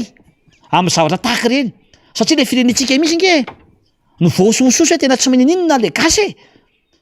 na ny olona zao tsy misy akaty amintsika mahenao an'ireny oe zany ve ny fari-pahalalana fari-pahaizana na flo ao anatin'le izy de zany ny évaluen'ny olona le malagasy sy firenentsika nefa raha nga tsika tany mamokatra maherangatsika d'accord de mampome an'le izy manko am'le mampangatadava atsika de mangataka an'le fond vert climat ndray tsika am'izao de mba falifaly ery na asoary ny araka ny Antonio Guterres le SNONU de hoe ho jereko manokana zay ozy izy ny secrétaire général Nations Unies de indray zany rehefa veno hoe tena iatsika am'le mpandoto tontolo iainina firenena matanjaka COP 21 COP 26 zay le izy itsika zany le tsy mahazaka mare fofombola de mahazo vivombola kely de mitehaka zany sisa le fanjakana ho apitsika indray le izy amarana antsika azy député Todsoa am'le kabarin'ny filohan'ny republique io resaka fitantsana zava-bita indray tompoko de aloha itenanao zay fa raha de kely ny teny izy teo hoe afaka kadimy taona indray ozy izy teo le tam'le kabary ngai anao mbola ana tena hoe mbola io anao 5 ans zay fa no tiako tena anao mihitsy ngai efa fantatra sady hoe 10 taona nareo de nareo ndray nao resantsika le fifidianana aveo okare ndao are alefa ndray faly zava-bita ndray ara ny resahany andray ary aloha ndao. Monsieur le Président, Mesdames et Messieurs, nous avons lancé les grands travaux pour transformer le pays, car tout est à faire et tout est à refaire. Tout est urgent et tout est prioritaire. Cela fait presque 4 ans que nous n'avons cessé de construire et réhabiliter des routes, bâtir des écoles, des centres de santé, des hôpitaux, des barrages agricoles, des tribunaux, des prisons aux normes, des infrastructures sportives et culturelles et bien d'autres. Madagascar évolue continuellement malgré les crises en cascade à l'échelle mondiale. Le pays est tellement vaste et de nombreux efforts ont été déployés pour le désenclaver. Toutefois, Le chemin reste encore lent et sinueux, mais nous avons la foi et nous continuons d'avancer avec détermination. Le plan Émergence Madagascar trace d'ailleurs littéralement les voies vers l'avenir. Du nord au sud, d'est en ouest, tout Madagascar est en chantier. Pas plus tard que la semaine dernière, nous avons inauguré la route nationale 5A dans le nord de mon pays, qui jusque-là et pendant des décennies était une route en terre battue que l'on parcourait encore pendant une semaine pendant la période de pluie. Actuellement, 2 heures suffisent pour le trajet, permettant immédiatement la révision à la baisse, le coût et le prix du transport des biens et personnes, améliorant considérablement la vie de la population locale et contribuant ainsi au développement socio-économique du région du nord de mon pays. Par ailleurs, dans le sud de mon pays, nous commençons les travaux de la route nationale 13 et bientôt la route nationale 10, tout comme ceux de la route nationale 44 dans l'Est qui se poursuivent, désenclavant ainsi le principal grenier à riz de Madagascar. Dans le nord-ouest, la route nationale 31, également en piste, sera entièrement réhabilitée, permettant d'accéder à notre deuxième grenier rizicole. La première autoroute du pays, qui reliera la capitale du Grand Port, débutera également dans quelques semaines. Un trajet qui nécessite actuellement de 10 heures, mais qui sera fait en 2 heures et demie seulement, une fois les travaux terminés. Ohatra zany sisa ny kabarina filoham-pirenena malagasy eny amin'ny tribune ny Nations Unies. Miezaka ihany ny mikarika eo tamin'ny andron'Andriamatoa Deratsiraka, président Jafy Albert, président Marc Ravalomanana, même Andriamatoa Hery Rajaonarimampianina ve? De mbola hitanisa fahavitana EPP, tranona tribonaly, hitanisa resaka lalana kely, hitanisa resaka fanamboarana barrage. Zay fantatra fa vola mpamatsy vola daholo ny anaovana zany, de mbola hitanisa ianao ny amin'ny hoe manao an'ny RN 13, RN 10, ny RN 31, anao an'ny RN 44 ratsoatso, vita ny RN 5A. De anao ndray zao zay autoroute. Ny olona efa tsy zany tsony. Enao vo autoroute ray, anaovanao propagande eo amin'ny Nations Unies. Iray a. Ary enao mbola miteny hoe vitadiny 2 ary mbola mampimeaza indraindray. Ny olona efa autoroute efa fampirina, efa lalana ambonin'ny tany, efa misy lalana ambanin'ny tany, efa tetezana ambonin'ny lalana. Enao vo autoroute ray, lalana Ambiliboevoemary nentina anaovana propagandy eny amin'ny sehatra iraisam-pirenena. Inona ny raharaha iny Macky Sall an'izany? Inona ny raharaha iny ny fanjakan'ny Kanadiana amin'izany hoe anamboatra ny RN 13 ianao? Tsy problema an'izany, ny anavy asa hafa ny problemany. Inona ny raharaha iny Finlande an'izany? Inona ny raharaha iny Danemark an'izany, le pays Scandinave reo? Efa tsy any le izy, enao vo manomboka amin'ny tanisa. Ay ve reto Madagasikara reto, hitako ay mbola vo manao lalana kay zalahy, ay vo manomboka autoroute. Zany ve nentina eo amin'ny sehatra iraisam-pirenena? De very le sehatra nalalana le Madagasikara hoe rehefa misy fandraisana anjara fitenenana taloha ho an'ny firenena mikambana na ho an'ny organisation ny Union Africaine, de lasa mikarika an'le filoha malagasy ny akabetsahan'ilay filoham-pirenena teo aloha hoe aleo Madagasikara mitondra fitenena, satria fantatra fa hainy le Madagasikara mametraka tsara n'izao tontolo zao, mametraka tsara n'le continent africain. Fa zay le teneniko hoe ohatra mbola le mikabary etsy Ambatondrazaka, etsy Ataolanaro, etsy amandry tsara le filoham-pirenena député Todsoa, fa tsy meritreritra izy hoe za ty nge ka tribune ny Nations Unies raha tsy hoe misy objectif na angataka andray ao ambadika zany adevitra rehetra, de mbola niresaka plan émergence izy moa fa bon efa be loatra nyresantsika io zay hoe mba tongava saina ho an'ny mpanohana sy ny mpomba. Fa fahamenarana ho an'ny Madagasikara ny endrika kabary sy ny votoatiny tahaka ireny, député Todsoa. Ya, raisiko kely ndray le teny gana taony teo a. Rehefa ahitsy foana. Tout est prioritaire ao izy. Efa teny natao. Or c'est monsieur le président sy ny mpiara-miasa aminy efa tenenina de urgence important daholo ozy izy le izy aiza misy hoe priorité daholo le izy efa tenenina tsy aro vitanao daholo tonga de hoe lara-pahamehana ny zavatra rehetra tompoko efa natorina hoe lara-pahamehana zany jereo raina roa reny loha atao misongadina be sala amin'ny hoe famokarana ho an'ny olona fanomezana asa sy ny tatsaha zany ny jerevana aloha natao lara-pahamehana zany hoe mamokatra anao mba hihinanan'ny olona fa ny sakafo zao no tena olana amin'ny vahoaka malagasy ny fiariana ny tsy fananana vola de zay no tokony nataonareo lara-pahamehana aloha amin'izao contexte eto Madagasikara zao fa tout est prioritaire zany diso zany tsy aro vitanao daholo ny zavatra 500 sy ny 100 ray mandeha zay ny mavoanareo hoe tsy mahay mijery lara-pahamehana zany ny zavatra zay tena hoe important amin'izao contexte zao amin'izao mahazony malagasy zao no ataonao indrindra efa nazavaiko teto hoe pyramide de Maslow nazavaiko teto hoe aiza aloha zao marary ny olona de iny aloha no iazagazahanao iny vita iny de miainga tsikelikely izy reny zao de diso reny le fomba fitena ohatra urgence important daholo ndray olona président Marc Ravalomanana ho any nanao an'iny tamin'ny fotoan'andro vao tsara ny urgence ny important fa de ty natamban'le izy urgence important daholo ny zavatra ino no vitanao am'zany sady papizaza zany ianao no anondraka ianao ny lolo rano no ilolo rano ianao no ananina omby ianao iandro omby ianao ka ianao kosa sady mahay manetsy no sady anetsy ianao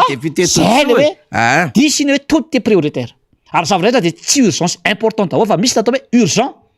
de misy natao hoe important de ny fahaizanao manatanteraka an'izay hoe ity aloha ny important ity ny urgent zany ny tena hoe vrai-leader ohatrany hoe masoa aloha vao mafinaritra fa tsy zay ohatra misy miataon'ny vahoaka malagasy androany averika any le hoe ny teny misy ny taolo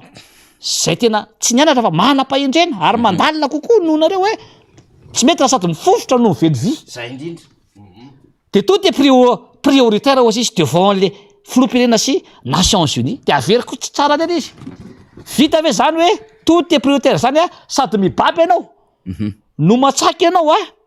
no milolo rano ianao no manetsy ianao no mihinakanina ianao mikapokompy no mikapoka omby no mikapokompy ianao no taingana sarety ianao de lasa manenjika bitso enina de tsisy vitanao izy aveo fa raraka le izy raraka tagny daholo zany tsy misy vitsy zany aitsio le izy tena fafahambara zaho manongo tena mariny mbola averika any monsieur le président rehefa ohatra reny efa hitanao zany efa mena hoe critique constructive zany fa tsy hoe tsy fitiavana anao akory fa lenanao an'le kabarinao tompoko ailioany am'izay fa tena tsy mahay izy tena tsy ao izy omeo anay le izy no vanay azy de ho hitanao de anao no mijery avy eo ao anatin'izy satria voninahitry ny firenena nge no naleanao tany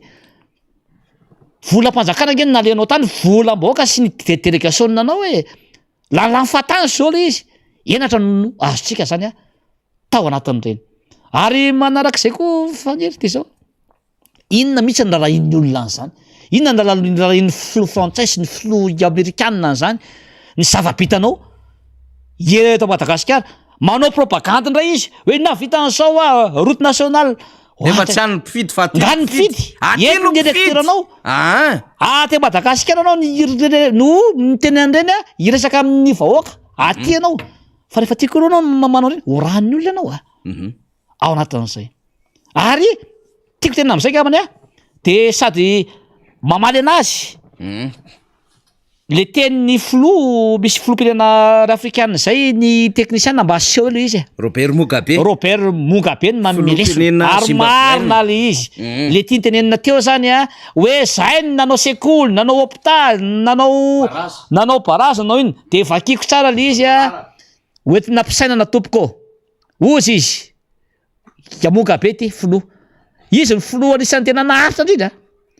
filoha africaine maharitra indrindra applaudir un politicien parce qu'il a construit une école, un hôpital ou une route avec de l'argent public. c'est comme féliciter un guichet automatique de vous avoir donné votre argent. Ny tiantenina zany de hoe itsika le mitiaka mandondoka mpanao politika ozy izy sy ny mpitondra hoe na vita école salamile ataony io e na vita lalana na vita hôpitaly amin'ny volam-panjakana ozy izy de ohatra tsika mitiaka ihany hoe na akany am'le gaby am'le guichet reny tsika hoe maka ny volantsika ihany zany tsika ao anatin'le izy volantsika ihany nge nanaovana an'ireny e ary obligé o na rakotony ao na rasonina ao na raha joelona ao na raha iza no filoham-pirenena de automatique zany zany hoe guichet automatique ny volam-bahoaka ny etratsika dia obligé tsy maintsy anaovana reny foto-drafitrasy reny ho an'ny olona mahavita an'izany daholo zay mpitondra eo satria volam-bahoaka ny tao etran'ny olona miditra any amin'le loi de finance any amin'ny budget de l'État volam-panjakana fa natao hoe mpitondra mahay zany zany samy mahay an'izany daholo vie quotidienne zany asa andavanandro ataon'ny mpitondra zany hoe manao lalana manao hôpitaly manao sekoly zany nefa aiza zao ny zava-bita am'izany zavatra asa andavanandro zany fa natao hoe mpitondra mahay de mampitombo faniry ny arem-pirenena ny taux de croissance ny PIB mampitombo ny fiariana ny fiarikeran'ny vahoaka ny fahefa-mividin'ny vahoaka zay ary ihany koa ahafahan'ny olona miasa asa maritra ny mpitondra ahoana ny fomba fidirany vola eto Madagasikara ahoana no mampena ny vidim-penana ahoana ny mampena ny solika eto Madagasikara izany no asan'ny mpitondra mahay mampena an'izany meo vola ny olona ampitomboy ny volan'ny olona ny vokatry ny PIB an'ny olona de mitombo ny taux de croissance rehefa mitombo zay de mitombo dasan'ny olona de manan-karena ny olona zany natao hoe mpitondra mahay manana zany stratégie zany mahay mijery an'le hoe politique publique zay ho atao lara-pahamehana zany natao hoe mpitondra mahay mazava tsara ny tenin'ny Mogabe teo fa fanaovana an'ireny foto-drafitrasy reny dia zavatra asa andavanandro reny zay zany tiako ho fantatry ny vahoaka satria misy maromaro ny vahoaka tsy mahalala an'izany raha ohatra zany ny mpitondrantsika manao halakely na manao ny EPP na tetezana na barazy na hôpitaly volantsika reny ao anatina kitapom-bola mpanjakana tsy maintsy atao zany ao anatin'izay nefa aiza firy am'le fotsiny vita eto Madagasikara am'izao fitondrana zao asa andavanandro reny tsy maintsy atao reny nisaniza filoha na ianao mijery ana io na za zao samy mahay an'izany daholo ny olona rehetra fa natao hoe mpitondra mahay de araka le teneniko teo mampiakatra ny farim-piainanao mampisy ny fandriampahalemana mampena ny vidim-piainana mampisy ny asa maritra ho anao ary mampisy ny fanabeazana vanina ho anao sy ny fahasalamana feno ho anao zany natao hoe mpitondra mahay tompoko de tsika no mijery am'izao mampiakatra PIB mampiakatra ny PIB ao anatin'izay zay natao hoe mpitondra mahay tompoko mahazava tsara mihitsy zay sady mpahay toekarena no mpahay fiarahamonina no miresaka amintsika eo de tokony voaray an'le mpitondra fanjakana le message fa memezan'ny olona hoa aty ianao no miresaka an'ireny fa na aty ary ianao mbola ozy malagasy aza mampime satria efa betsaka mihoatra lavitra an'ireny ny vitan'ny hafa teo fa ianao mba mitanytany isan-kely eo fotsiny aloha mba samba mba nisy tany saina anyany tsy hanaovana propagande fa aty le atrehana propagande raha tsy hoe anga de angataka indray ohatran'le fond vert climat avelontsika eo iny député Todsoa misy sainana ihany koa ny teny Mogabe teo ny andrasana zany de hoe mba hiakatra $100,000 le PIB a Madagasikara ny andrasana zany zao de tena manana an'izay tena hoe fitsabona maimai-pona zany daholo ny vahoaka malagasy ny protection sociale mba tsy havatsara vokatra tena orinasa tena mampiroborobo be ary de tena farafahakeliny 2 millions d'ariary ny salaire minimum d'embauche eto Madagasikara fa tsy lay 5,000 sy 3 hetsy otsony. Rehefa ohatra zay ho any vitanao de milay ianao zany. Fa tsy pavé 200 mètres raha vitanao de entinao any tribunal Nations Unies na vita alana. De barazy nataon'ny eranjonary mampianina PC 23 niaraka ny japonais de ozy izy ianao hoe navita barazy zay. De lalana ny soniaviny rajonary mampianina ambily be voemary miaraka amin'ny CRCB de ozy ianao hoe vitanay io any amin'ny tanàna misy any amin'ny mon pays. Ohatran'izany daholo le zavatra rehetra sy izay foto-drafitrasa nataon'ny Filomark Ravalomanana zay efa tsy maintsy mila fanamboarana satria 7,2 izy ny esorinao teo. Donc tsy maintsy mikojakoja ny lalana namboarina ianao sy ny hôpitalina rafitra nandritry ny fotoana maro an-danitra de nanao anazy bâtisseur tia atao an'izay izy. Député Todso da ohatsika ho any fifidianany efa miazaka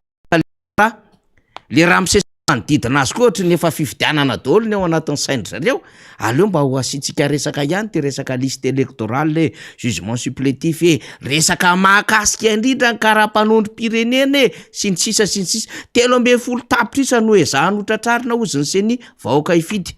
Da hoara député Todso. Efa nresantsika zay tamin'ny Zoma faniry lalindalina zany aminatin'izy izy fa tiako isarena ny sainy vahoaka fotsiny zany androany am'izay lisym-pifidianana zay efa miketriketrika anomaly zareo angala-bato izy satria fatany fa tsy tavavoaka izy fatany fa mitody damosina azy ny vahoaka noho ny tsy fampiana ara-tsakafon'ny vahoaka tsy fiakarany le PIB satria raha mijerytsika zao de tena hoe ny vahoaka am'zao zany de tena hoe ny fahefa mividin'ny vahoaka zany zao de nidina daholo korosofahana daholo am'izao mahita ny kolokolo maro isan-karazany zareo ny foto-drafitrasa maro lalana simba ninona rehetrarehetra tsy fandriam-pahalemana de afatany fa mitody damosina azy ny vahoaka dia tsy maintsy angala-bato izy. Efa tenentsika teto zay nomboka tamin'ny heriny sy lombaboaka namana koa moa zany de efa nitatarisany daholo ao anatin'izay fa ny tiako tena tsika vahoaka zany androany any tanànatsika zany am'izay dia amin'ny voalohan'ny volana oktobra izao zany afaka andro vitsivitsy de izy zay hoe refonte na liste électorale zay. Mila mailo isika ao anatin'izay. Fantatsika aloha fa ny mpikambana tima moa zany de efa manana rafitra mipetraka tsara enevina fokotany ny fokotim, ny comtim, ny distim, ny regtim zany ao anatin'ilay izy amin'ny fanaraha-maso izay liste électorale zay. Misaotra betsaka ihany koa fa maro nareo zay miasany amin'ireny afokotany ireny zany de efa niteny taminay zany hoe zay dia ame information nareo raha misy anomalie maro isan-karazany. Misaotra anareo koa administrateur civil zay miara-miasa zany zay hoe tena hoe vonona ame information maro isan-karazany ary misaotra ny SMM ny syndicat ny mpitsara zay tsinanaiky zay jugement supplétif zay zay fa nazavaiko tamin'ny heriny. Fa ny tiana zany any tanànatsika vahoaka tsy ny tima ihany fa tsika olom-pirenena rehetra zany dia tokony anara-maso tsara an'io satria ny zavatra hosoatany zareo any anatina liste électorale any dia ny olona maty no avero zareo soratana ao anatin'izay. Tsika zany malala ny ao anatina fokotany zay misy atsika amin'ny fokon'olona zay misy atsika amin'ny communauté zay misy atsika hoe iza ny olona maty ao amintsika de mbola tadiavin'zareo hosoratana. Ny fokotany zany nasainy gamanao an'izay. Misy agent recenseur zany ho avy eny amintsika manomboka amin'ny volana oktobra izao. Anao an'izay mila mailo tsika. Misy koa olona tsy mipetraka amin'ny fokotany zay misy atsika de asoratana zany ao anatin'izay liste électorale zay. Misy zao ohatra koa olona efa tsy ohatsony no mipetraka fa ny amin'ny hafa de mbola soratana zany ao anatin'izay fokotany zay. Mila manara-maso akaiky an'izay zany tsika. Ary zavatra ataontsika zany ao anatin'izay dia raha misy le agent mpanao ny recensement reny zany makany amintsika de zao mahazo taratasy telo isika le mombamomba atsika zay. Telo no omeny de tady toy zay fa ndroa zany any amin'zareo fa ny ray le taratasy io tsy maintsy mijanona ho atsika. Tady toy zay de takio mihitsy zay fa tsy maintsy misy taratasy ray mijanona ho atsika zany. rehefa atao zany a le recensement fa iny taratasy iny tsininy dia ilaina be mihitsy iny fa iny zany a nafahatsika no mitory andry zareo a amy zavatra tsy mety iny koa nafahatsika ny mifidy iny zany a le mombamomba atsika zany iny tokony ho takitsika zany iny fa tsy manan-kery ny zavatra ataotsika raha tsy mijanona ho atsika zany a le taratasy anankiray iny tsy maintsy tsy takina fa mety modiro zareo faniny iny a de mila takina zany zay voalohany zo atsika zay ny faharoa dia tsy maintsy mitaky isika hoe ny lista elektoral rehetra lisy mpifidianana dia tsy maintsy atao mangarara mipeta-drindrina tompoka eny anivon'ny fokotany de tsy maintsy mipetaka zay eny anivon'ny commune ny anarana mazava ny adresy mazava sy eny anivon'ny birao-mpanjakana rehetrarehetra dia tsy maintsy zany a hosoatan'izay de itsika zany a tokony mirahina nyfanome information ao anatin'izay hoe ao ve ranona aiza ranona zay ao tokantrano zao a de mijery tsara isika de tena tsy maintsy sarotiny tsika am'izay le hoe olona ao amin'ny fokotany tsy maintsy any amin'ny fokotany any tsy na ny endohan'ny anomalie ny zavatra ho ataolo zareo itsika efa malala ny ao atsimo ny ao andrefana ny ao atsinanana ny ao avaratra zany de fantatsika daholy a ny monina ao anatisika ao de ajerevo tsara tokony anaramaso tsika olo-pirenena rehetra zany a ao anatin'izay ary manentana atsika rehetra rehefa vitsy zay fanaramaso zay dia manentana atsika am'izay samy mifidy daholy am'ty rehefa mifidy daholy tsika am'ty ka manaramaso tsy zavatra ataolo zareo eo e miala mainy reo ao anatin'izay itsika zany anivon'ny fokon'olona any mihitsy zany tsika de tokony a aneo zay fitiavana tanindrazan'izay zay safiditsika zay zany a tokony arovantsika satria de ho avelantsika foana ve anjaka ny ratsy ohatra zao foana ve ny fiarahamonina misy atsika ny firenena zay misy atsika fa alao avaditsika zay ny pejy am'ty indray mitoraka ity zany a ho avaditsika ny pejy ary ho avaditsika io hoe ny fahamarinana sy ny fahendrena tsisy maresy fahamarinana zany ny volo zany a tsy maresy fahamarinana tompoko rehefa mitsangana tsika tsy maleo atsika zany basy sy tafondro zany tsy maresy herim-bahoaka zany rehefa mitsangana tsika ka miraha intsika eran-tany zany rehefa mitolona ny vahoaka tsisy maresy tolona ataon'ny vahoaka zany rehefa niprofotsika teto Madagasikara zany hatramin'ny Menalamba MDRM ny VVS BDP ny adiny natao tamin'ny padesima maro isan-karazany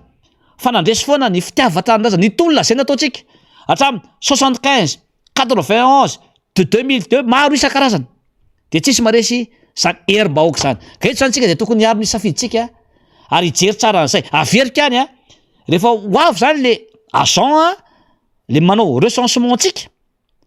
dia tsarova fa tsy maintsy misy taratasy ray taratasy teny no ataony dia taratasy ray zany a mipetraka aty amitsika zany a ao anatin'izay iny zany a ny afahatsika zany a manaramaso a mitory a mifidy a ao anatin'izay zany a rehetra zay miaraka am'le kara-pividianana zany a zay misy atsika minisy manantena zany a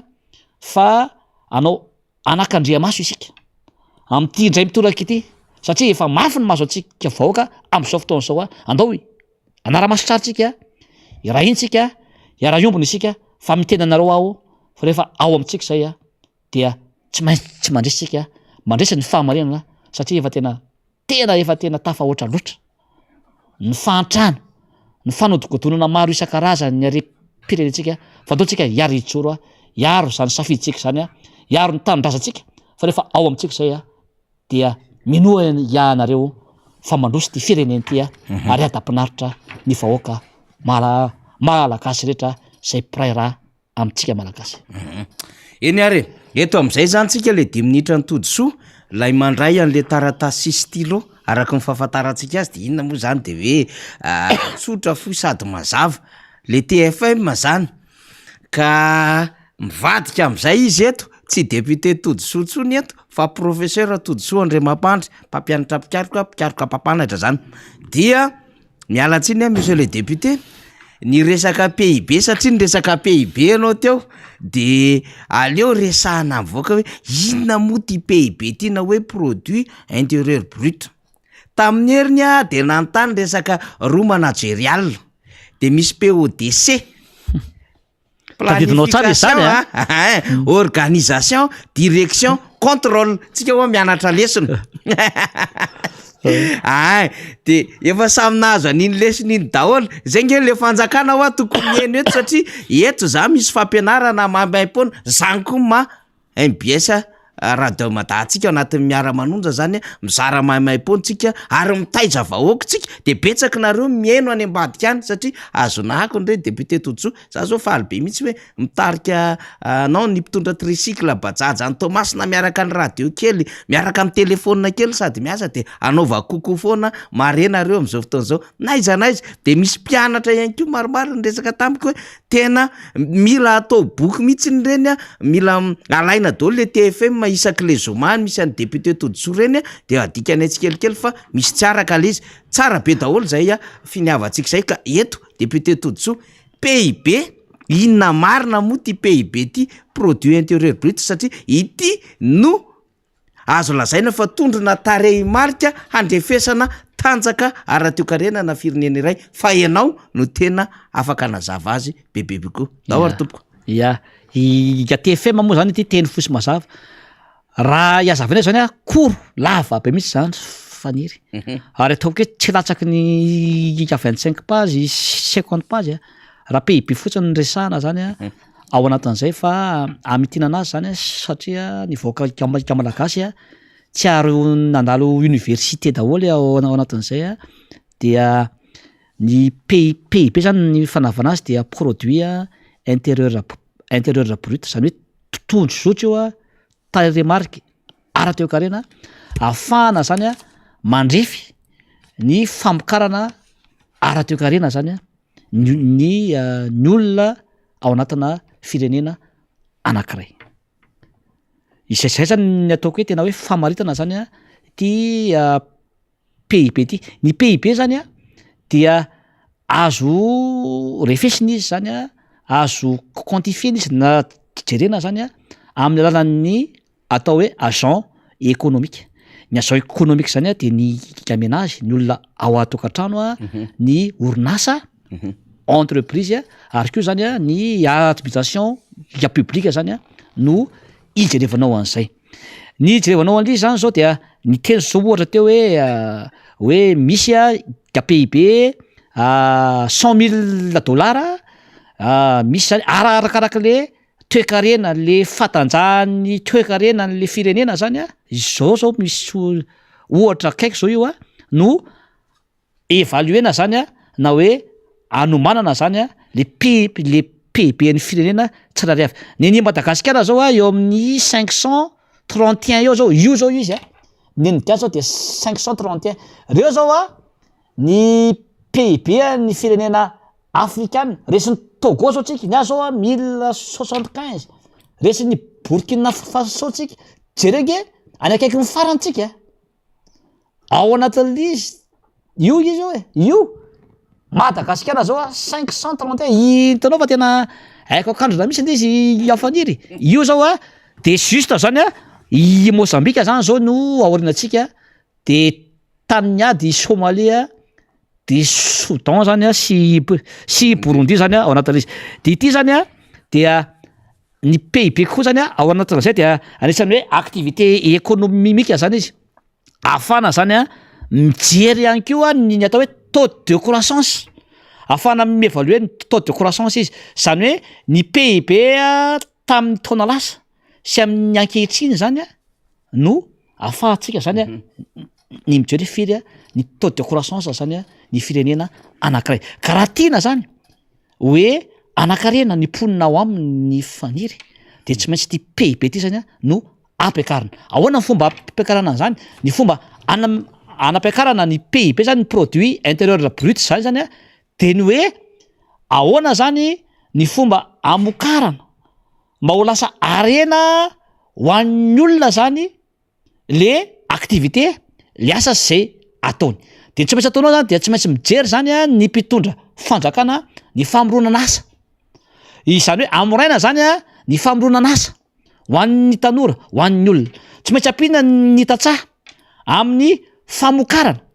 ary rehefa mamokatra ny olona na mamboly ny olona na manao asa tanana ny olona na miasa ny olona de afaka mivarotra ny olona tsy maintsy mijery lalam-barotra am'izany zany a ny mpitondra ary efa mivarotra am'izay ny olona mahita lalam-barotra dia mahazo vola zany ny olona ao anatin'izay de reny rehetrareny zany lasa misy arena mitahiry ao anatin'ny tokantrano ny malagasy tsiraray avy zany ao anatin'izay raha ataontsika zao ny tokomana $531 eo ny atsika faniry raha atao ke zany ny kôty a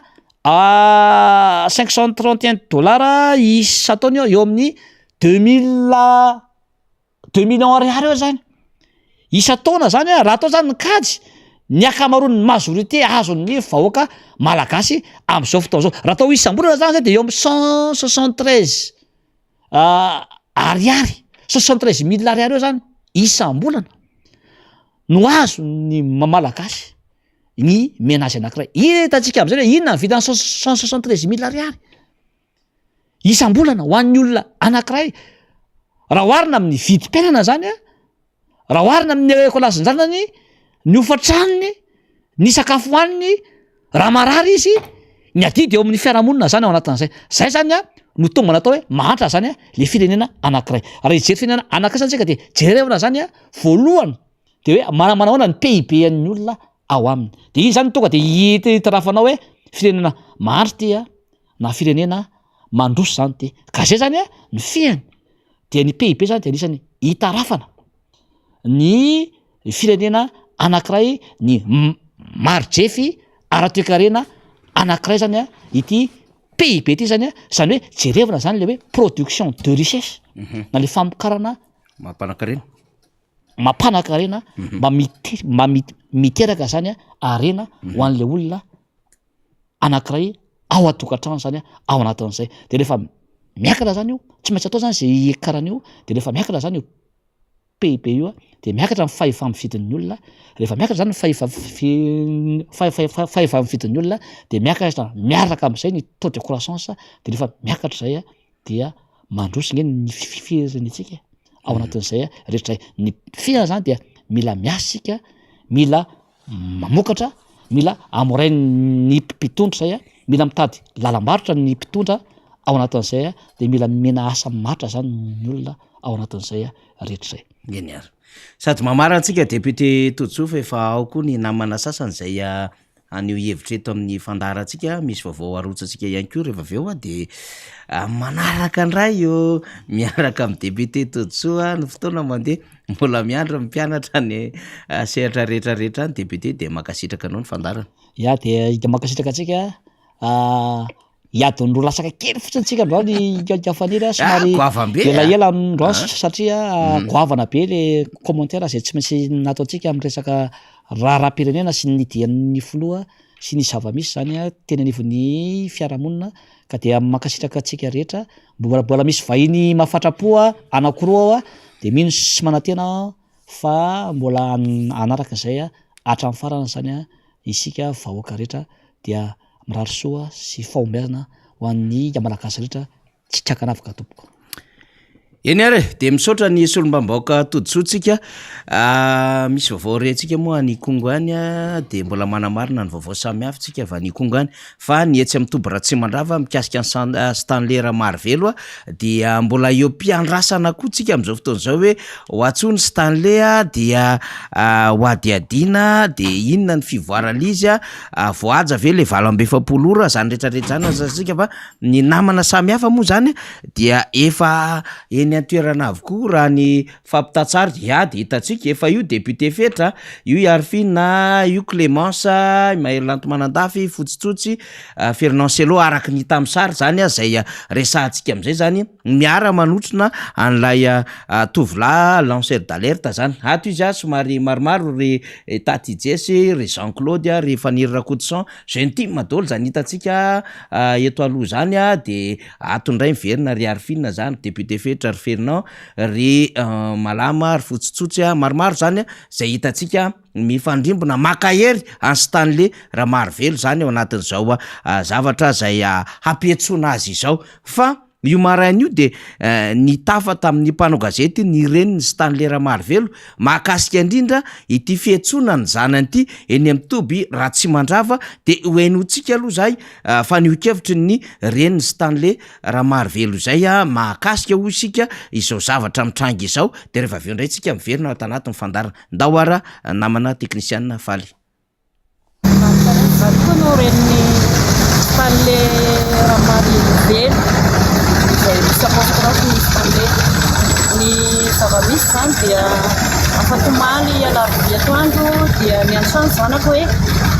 zany ny nahazo convocation vao any teny misy diaminan'ity Toby Ratsimandrava dia andeha hoe na zao izy de rehefa tonga tety izy dia afaka adiny ray izy miantso indray hoe resaka compte Stanley Ramaro tsisy apostrophe izy miantsony zareo anao ony compte faikeny de nanaovasika signalement iny foana aveo de hoe eo izy dia ahoana de mbola tsy mandray anazy zareo am'izao aloha izy efa ariva ihany ny andro amin'ny 7 ariva miantso andray izy fa vela ty ary neno izy fa mbola tsy niraisiny zareo fa raha piso mivaly ray ony vao mandray zareo de tsy mody be mitazony zareo afapa ho azy azy tonga ny raha piso maraina omaly zany ny raha piso maraina teny am'izay tonga teny aminay zandarina anankitelo zandary teny tany fototany amboko miaraka tamin'olo fototany nanao perquisition de tamin'ny trano tao de noetiny éducation sy ny ordinateur portable anankiray nanontany an'le gendarme fa inona marina le tena nandrany zavatra tao de hoe azo mitahotra ianao ny fanakolokolo fotsiny hoe justifiena fa tsy Stanley Ramaro zany gaga ho aho zany Stanley Ramaro zany mpanoka ary manaratsy katolika nefa zahay katolika manaratsy potier nefa stanna raha potier be teraka tanisambava lehibe tanisambava no zanako rehetra eo koa tokony efa tsisy fitsalatsalana zareo de gaga ihany koa rehefa aveo zany any amin'ny Facebook misy hoe rano mangotraka telefônina stanna nefa nigazonina teny zandarina riny rano mangotraka nefa riny manao publication vao maly ariva de mbola tereny sasany ihany koa hoe mbola Stanley ihany koa ny rano mangotraka io mitoy ny raharaha zany am'izao tsika miteny zao de tena nazarenina ara de manjavozavo amiko le izy inona ny tiany izy ahatongavana satria raha tonga ny ambony amiray rehefa aveo nama zany de feny 48 heures ny nikazomana anazy ato izay tsy mazava apolitaka am'zao zany hoe inona zay tena antony nikazomana anazy raha resaka zay complexe zay ve tsy efa tokony efa mivany olana maninona tsy aroso foana le efa nadiadina ny enquête mahakasika an'le izy de resaka fanerivohevitra manao organisy tompo fa ohatrany olona rehetra maneho hevitra izy izy tsy hoe mazoto ohatrany olona rehetra hoe maneho hevitra noflofirenena perinasa io ary angamba de maneho hevitra ihany koa tamin'ny fotoanandro no zao tsy tiako ohatr'izay ny firenena rehetra fatsika ty amin'ny tany démocratique no mieritreritra zany ohatr'izay koa fa mieritreritra makasitraka n'ireo namany ao anatin'ny Facebook zay de lehibe no mijehovavolombelona haiko tsara sy tany fianiarany anatra tany fiarany nanao tamy natany sambava nateta tany marivo makasitraka makatena araka izy tena namana le tena roatonara manitoetra aminareo fagaka amin'andriamanitra bavary zao olana zao de tona afaka rany ihany koa hoany zareo amin'ny rano mba hijery amin'ny fahendrena izao zavatra izao makasitraka dia isaorana ireo namana rehetra tonga mifandotry ny ety amin'ny Toby Ratsimandrava ety misy criminalité izay nahavoantso ny kirakira sy pisehatra eo anivony zany tambazoto zany dia tsy iza fa zandrikely Stanley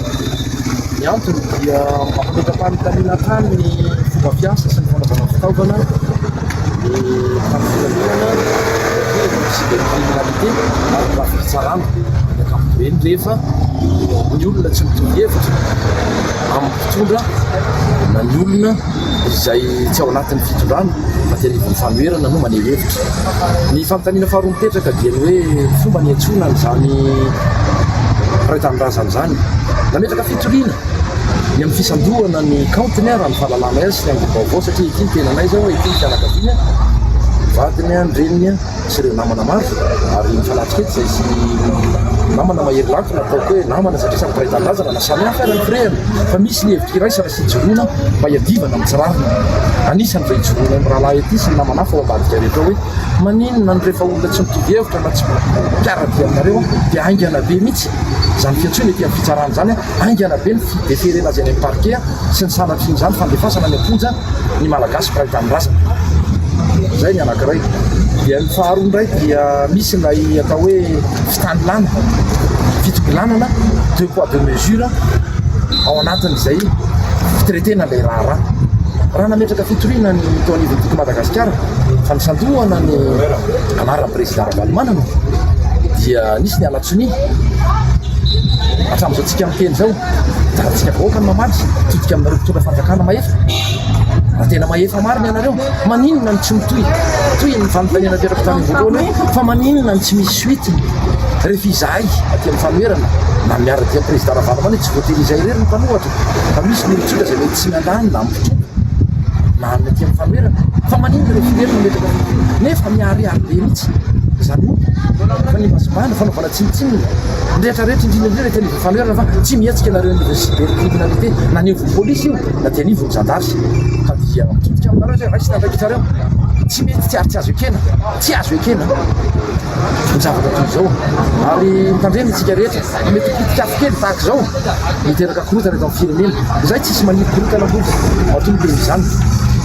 tandremy any mifetsika aoka zay le fampiasana ny filaminana fitaovana toy zao satria mahatsapy izay fa misy fitongilana no iaho manatena fa manao ankety dia mba iabe araka ny tokony izy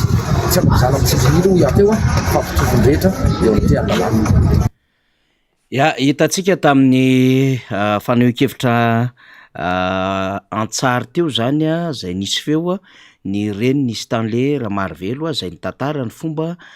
ny antsonany zanany ary nahavoatazana ny zanany de ny hoe ny fampiasana lay compte Stanley Ramar zany zay misy mampiasa ny ambadika any fa tsy Stanley Ramarvelo nampiasa azy fa misy mampiasa compte fake zany zay entina hilazana ny tsy fankatoavana fitondram-panjakana na entina hilazana ny amin'ny hoe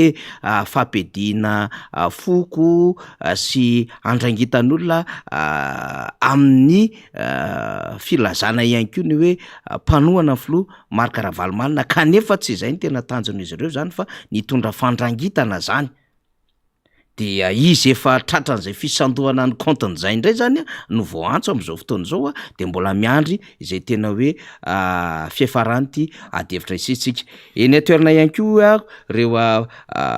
namany Stanley reo mpikirakira tambajotra sosialy fa ny député Fetra Rahalamizafimbololona zay filohan'ny volana parlementaire ny Antokotiko Madagasikara tsy tara ihany koa amin'ny lalafin'zavatra ohatran'ireny zay misolo tena ny Antokotiko Madagasikara de efa eny an-toerana ary miaraka amreo mpikirakira ny tambajotra sosialy miaraka amreo tanora tiako Madagasikara ny mitarika ny vehivavy tiako Madagasikara ty Analamanga zany rehetrarehetra zany ahafahana miresaka amintsika fa tsy irery ny namana Stanley zany fa miaraka amin'io reo azo lazaina fa atanatohatry ny antoko sy ireo mpiara mikatroka zany ary mpampiasa ny tambajotra sosialy mpisitona lakilosy ry zarefa ry mahery manandafy sy ny sisa eny ihany koa zay andresahantsika teo zany araky ny nambarako teo ry Clémence raha nirina zay mpanolotsaina ny tanàna Antananarivo zany fa dia aparitantsika eo ihany vaovao araky ny fomba azotsika azy efa etako aketo Andriamatoa Ragia zay anisany anio hevitra satria tsika moa mame malalaka ny olom-pirenena hitondra fanazava-kevitra rehefa amin'ny fotoana ny fandarana tahaka izao satria nosokafana amin'izay mihitsy ny fandarantsika miarabanao Ragia aleo tonga de sady miaraba no pitsiriny ty resaka ty niezaka nitondra fanadiadiny zay sy fanazava-kevitra mikasika indrindra ny dia amin'ny filohan'ny repoblika teny amin'ny firenena mpiambana zany hoe fivoriana fahafito amin'ny fitopolo tany New York ny natao mba fijeriny Ragia an'ireny amin'ny maha-olom-pirenena fa mampanao gazety tranainy ianao ihany koa mba manana ny fomba fijery ianao raha teo efa zoky olona mety nahita ny endrim-pivoriana samy hafa sy ny akony fa reny aloha zany ho an'ny Madagasikara. Ya faly miarabanao namana Faniry sy ny teknisianina rehetra ny MBS ny Radio Mada ary mpiaino rehetrarehetra etoterana sy ny any ivelany. Voalohany indrindra aloha asiko resaka kely tsy ataoko lavabe le izy fa asiko resaka kely satria za hatrany an-trano hatramin'ny vaovao nanaraka ny kabary nataon'ny filohan'ny République ny Madagasikara Andriamatoa Andry Nirina Rajoelina. De zao fotsiny fahitako anazy amin'ny olon-tsotra anahy amin'ny olom-pirenena anahy aloha de avy eo mame hevitra momba ny mampanao gazety ana tranainy sy eo ihany koa mampanao politika ny tena. Ny voalohany aloha dia betsaka ny filoham-pirenena malagasy efa niakatra tamin'io tribune officielle-ny Nations Unies io. Tena nitondra avo de avo tokoa ny malagasy, ny fanevany Madagasikara, ny fanevany sy ny faniliny vahoaka malagasy. Fa raha fiteniko fotsiny zany ny zavatra nitranga tao anatin'ny 27 ora de tsotra. Raha za ny mpitondra fanjakana, raha za ny membre ny gouvernement, raha za miara-dia amin'io fitondrana io de mianatra ary misitry belona. Satria inona ny antony? Mijery ako nanaraka ny kabary nentin'ireo filoham-pirenena afrikanina rehetra zay hitako tao anatin'izay 27 ora zay fa tena manana maizy azy le filoham-pirenena afrikanina. Manana ny ataontsika hoe caricature ny homme d'état. Reo filoham-pirenena afrikanina ny resahako zay niakatra tao amin'ny tribune io tao anatin'ny 27 ora zay. Fa rehefa niakatra ny itsika de hoy za hoe atrany ve le fitondrana malagasy. Aloha ataoko zay mihitsy hoe fitondrana malagasy tarihin'ny filoham-pirenena amin'izao fotoana izao manao fampelezan-kevitra, manao propagandy. Inona moa no tokony ametrahan'ny firenena mikambana hoe manao lalanatsy ianao na manao an'izao no tsy hany fa ny zavatra ilain'ny fivoriana faratapin'otrany ireny de ny fahaizanao mitantana, ny fahaizanao mitondra ny firenenao. Mahafantatra ianao hoe inona ny olana misy ao amin'ilay firenena, inona ny vahaolana hoentinao, fa tsy zavatra hoentintsika hoe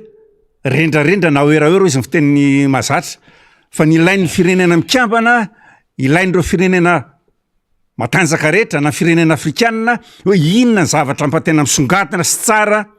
misy any Madagasikara. Mandroso ve ny farim-piainan'ny malagasy, mandroso ve ny toe-karena malagasy, manahoana ny rafitra rehetrarehetra zay misy ao anatin'ilay fitondrana, manaraka ny rafitra demokratika ve, manaraka ny rafitra zay iakina ny ataontsika hoe ny fe ny firenena mikambana. Zay zatra tena andrasan'ny filoham-pirenena sy filoham-panjakana rehefa tonga ny fivoriana ohatran'ireny, indrindra ny secrétaire général ny firenena mikambana. Miandrandra izy hoe inona zavatra tena mba vokatra tsara azo avy any Madagasikara, inona tena mba zavatra mivaingana ataon'ilay mpitondra any Madagasikara. Fa hatreto aloha zany dia za manokana de tsy hitako hoe inona ny zavatra atao. Zay ny ataoko hoe raha za reny ve de mbola hisitehaka ihany ny eto Madagasikara ny vahoaka malagasy tena mety. Ore olona rehefa manao politika zany mitondra firenena zany mpitondra anankiray misy zavatra be tabe eo, misy parametra mialatsina, misy parametra be tabe eo tokony fantatry ny vahoaka malagasy. Indrindra mpanoana. Zay indrindra ny zavatra rehetrarehetra zay miditra ao anatin'ny fitondrasan'ny firenena malagasy. Ka tsy mahagaga raha ohatra ny mpanohatra misy amin'izao fotoana izao miezaka mamoaka ny zavatra rehetrarehetra tsy mety, mpanohatra ange tsy ilaza mihitsy ny zavatra tsara ataonao ary hitony tsy hitako hoe inona moa tena zavatra asa ataoko hoe mety misy ihany angambany fa mety 2% na 300 na 200 folo isan-jato raha be indrindra. Ay be indrindra raha be indrindra. Fa ny mpanohatra zany de tsy maintsy miteny izy, tsy maintsy mitsikery izy, ary ny zavatra mampahoro ny vahoaka izy ny zavatra tsy mandeha, ny zavatra tenenina ny fitondra amin'izao fotoana izao. Zay ngamba ny ataoko hoe mahakasika an'ina momba n'iny resaka tany Nations Unies iny. Fa mamiala anao namana faniry sy nareo mpanaraka ny miara-manonja fa tonga de resio ny resaka rahan'ny Ukraine sy Russie. Satria tena tsy haiko hoe manahoana zao ny fitondrana malagasy. Misy ange tamin'ny fotoan'andro ny tany Inde ny folobe nisy ny hoe organisation ny pays non aligné. Tsy fantatra na mbola misy aloha na tsy misy tsony izy io tsy haiko. Fa anisan'ny tena nampalaza ny fitondran'ny ny amiral de Deratsiraka io organisation anankiray tamin'izany tany Inde ny foibe tohatra ny tsy zay tsony ny zavatra misy am'izao fotoana zao satria efa hafa mihitsy ilay vision politique hafa mihitsy ilay image politique maneran-tany ka tsy haiko hoe manahoana zay le teniko hoe raha zany fitondrana malagasy de misitrika am'le vombelona satria na ny antony tsy naka position matotra sy makadiry be ny fitondrana malagasy amin'ny resaka raha ny Ukraine sy Russie io zao ny mpitondra frantsay filoham-pirenenan'ny République frantsay velona tapatra mihitsy izy fa tena tsy manaky mihitsy izy fa tsy maintsy maka position ny firenena rehetra eto ambonin'ny tany zay tsy makasitraka zavatra misy any Ukraine ny zavatra misy any Ukraine nke de zao raha nanaraka avao zao vao mijery dia gaga mihitsy fa hoe mandray réserviste petabe le 300,000 ray zay faharoa de fa manetana sahady izy amindreo le firenena ao anatin'ny manodidina ny Ukraine asadino tena mpanetry tena ilatsako efa hitako Ukraine tana nianatra nandritra ny taona roa tany Russie tam mbola URSS zany efa hitako Ukraine io Ukraine io tam'izany tam'izany izy mbola niaraka tamin'ny ex URSS mbola ary ny langage langue langue nationale ny Russia de ny langue Ukraine nampiasaina tao Russie fantatro tsara mihitsy zany de tiako tenenina hoe Ukraine io zany de anisan'ny firenena matanjaka mihitsy io am'izao fotoana zao taoriana naravany ex URSS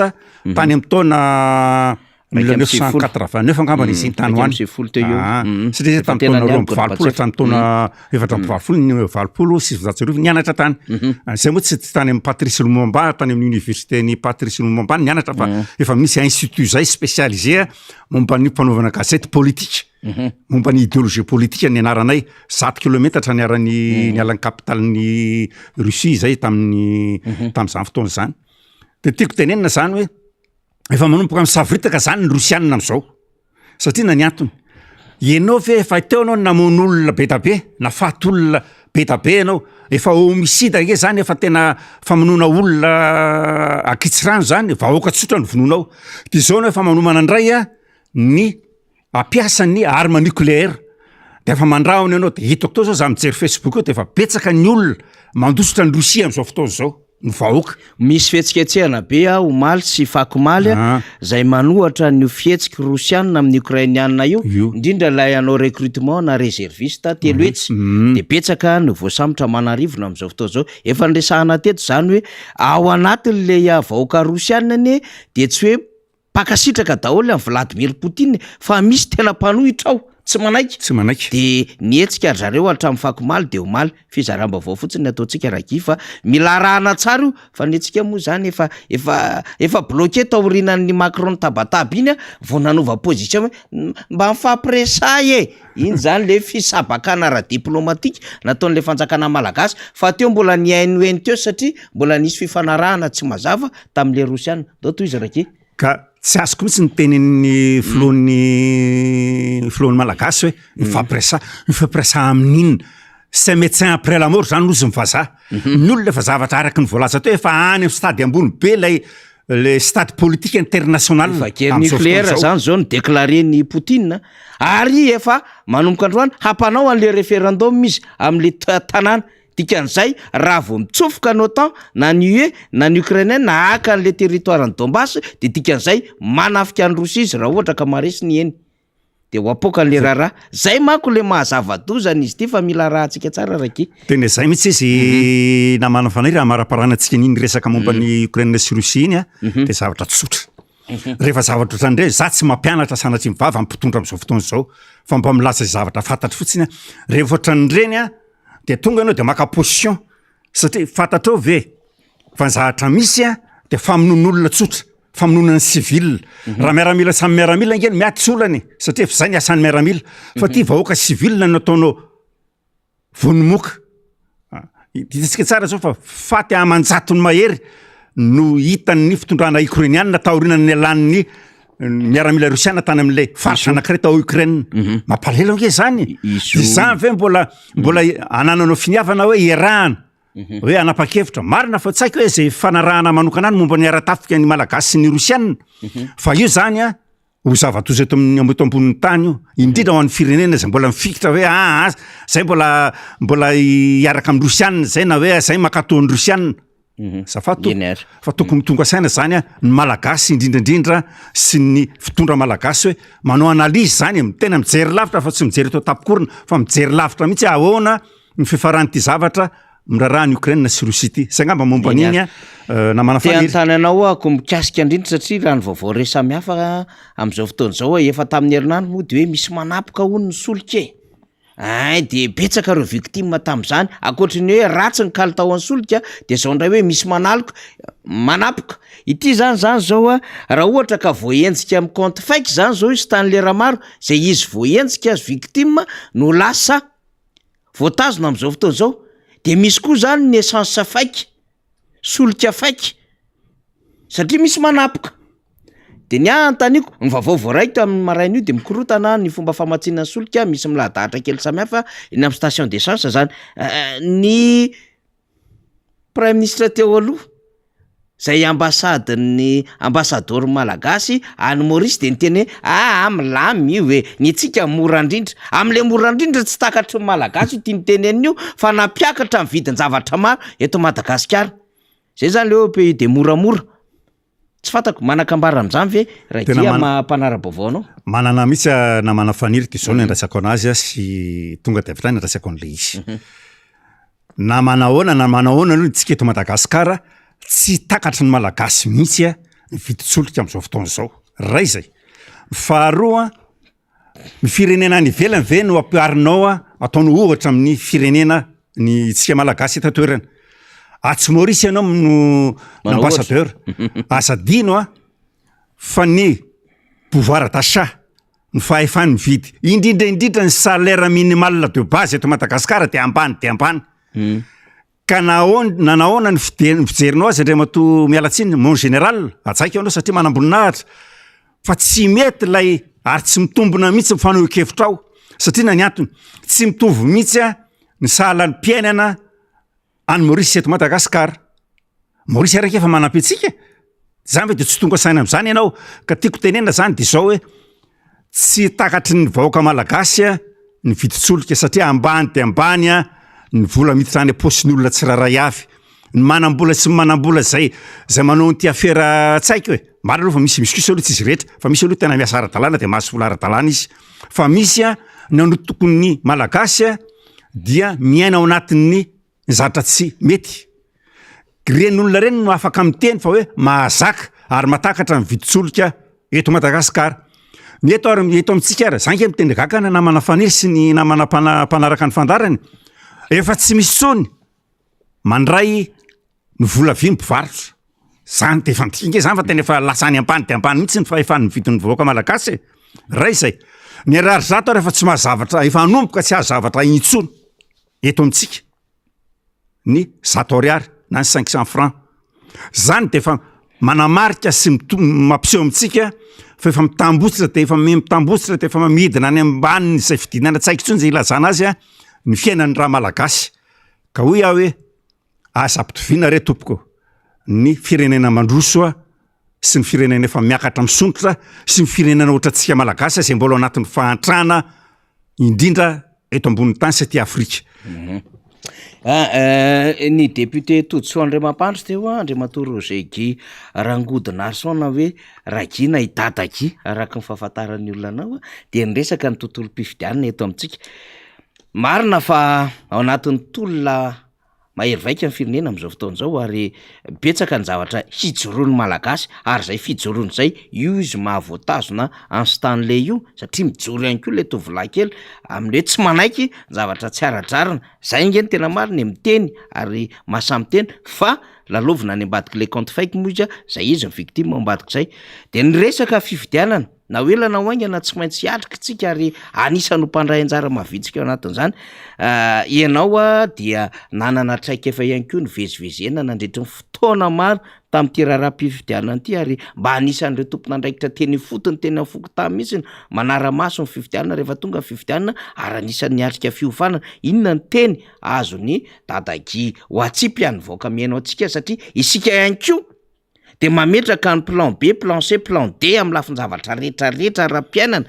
fa tsy mandehandeha ho azy amin'izao ary mieritreritra révolution électorale ny amin'ny hoe ozy ny filomarika Ravalomanana alaitsika amin'ny fomba madio io fa efan'io de amin'ny alalan'ny fifidianana fa fifidianana madio ary fifidianana hitondra amin'izay hoe filaminan'izay dadake eto aloha dia misaotra ary makasitraka tokoa ny syndicat-ny mpitsara malagasy sy ny syndicat-ny greffier ao amin'ny fitsarana satria efa nanao hevitra izy izao fa tsy anaky mihitsy izy an'ity ilay hoe fitsarana mitety vohatra amin'le fanomanana n'ity resaka ino ty izy acte de naissance na ny momban'ny certificat sy ny karaza rehetra momban'ny tongatra ny karapanondro za teto efa niteny tamin'ny niakatra farany ty tasa fo ray volana latsaka kely zay dia niteny aho hoe efa mizahatra konokonondro zareo any ary efa andeha io de io izy io satria efa ny tena moa mpanoka zay teny tena taloha mbola ao anatin'ny sehatra fanaovana politika sy ny fanaovana investigation fianonan'ny zavatra rehetrrehetra vaovao rehetrrehetra manodidina ny fiainam-pirenena de efa ny tena teto ho avy io de io izy efa mitranka ka zao fotsiny zatra teneniko ho an'ny mpitondra amin'ny citoyen reto ny tenenako eto alors zareo andeha amin'ny lalana madio fifidianana io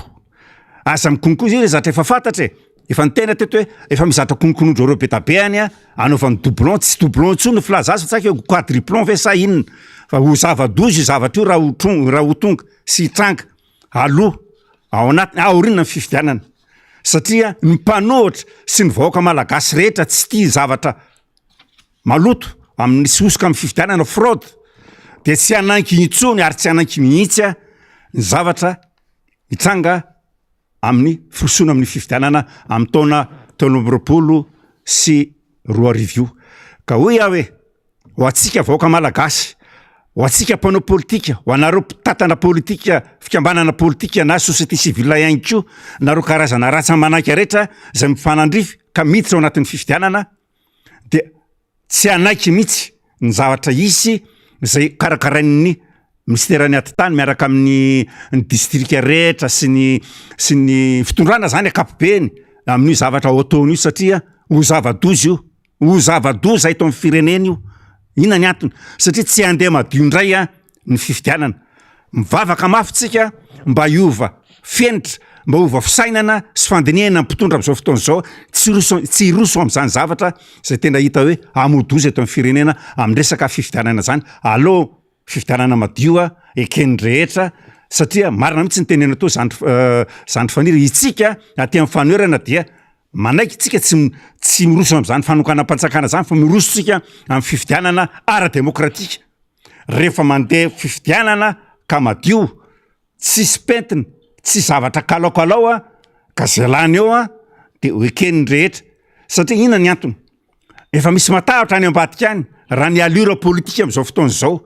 io fandehandehanany mpanohitra raha Madagasikara indrindra ny filomarika Ravalomanana sy mipiaradia aminy amin'izao fotoana zao ny Andriamato Rina Randriamasinoro de mbola any amin'ny faritra avaratra any izy mbola manohy ny fitsidihana sy ny fanameloma maso ny tiako Madagasikara ary tena mahavelom-bolona satria manomboka tonga saina daholo ny olona zao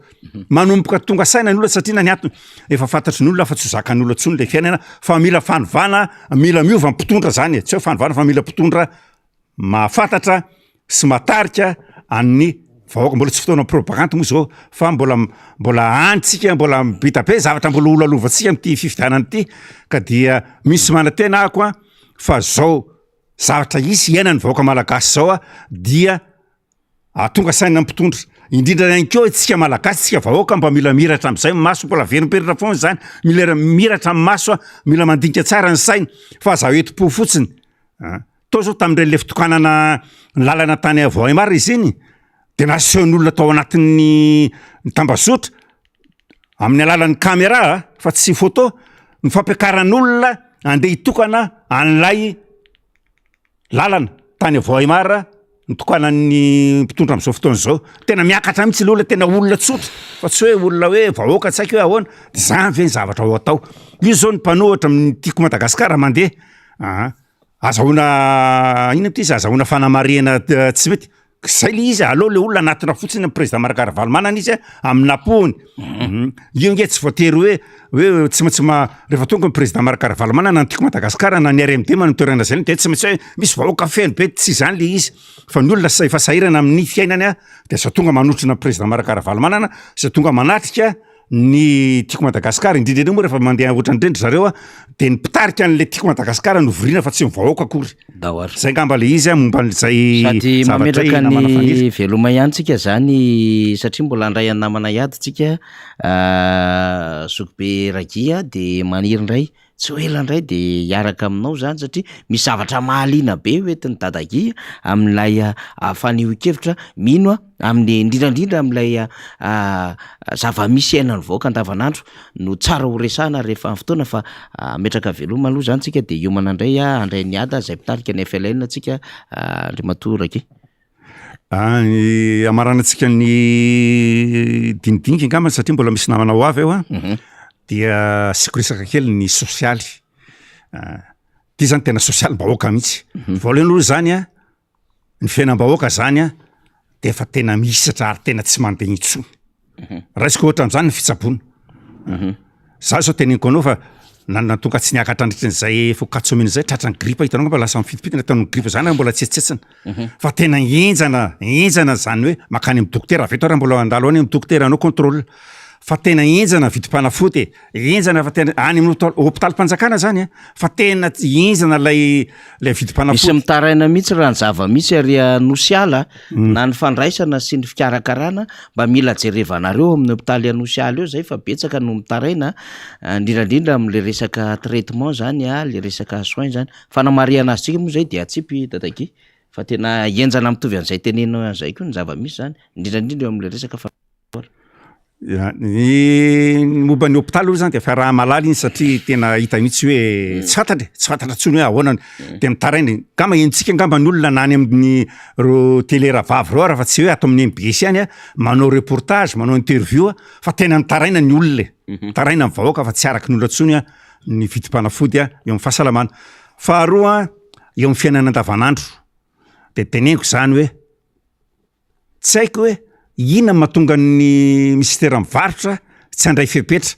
be resaka fotsiny be ao fotsiny fa tsy zavatra vita mihitsy ataon'ny ministera mivarotra fa de miakatra andro manalina. Raha metsena anao androany any Analakely na ny Isotry ohatra ataontsika ohatra ataoko hoe 4 ny kilô voasary ohatra mandeha anao afaka-herinandro lasa 5 iny de zay firisan-jato zany ny fiakaran'le vidim-piainana le vidin-javatra ka hoe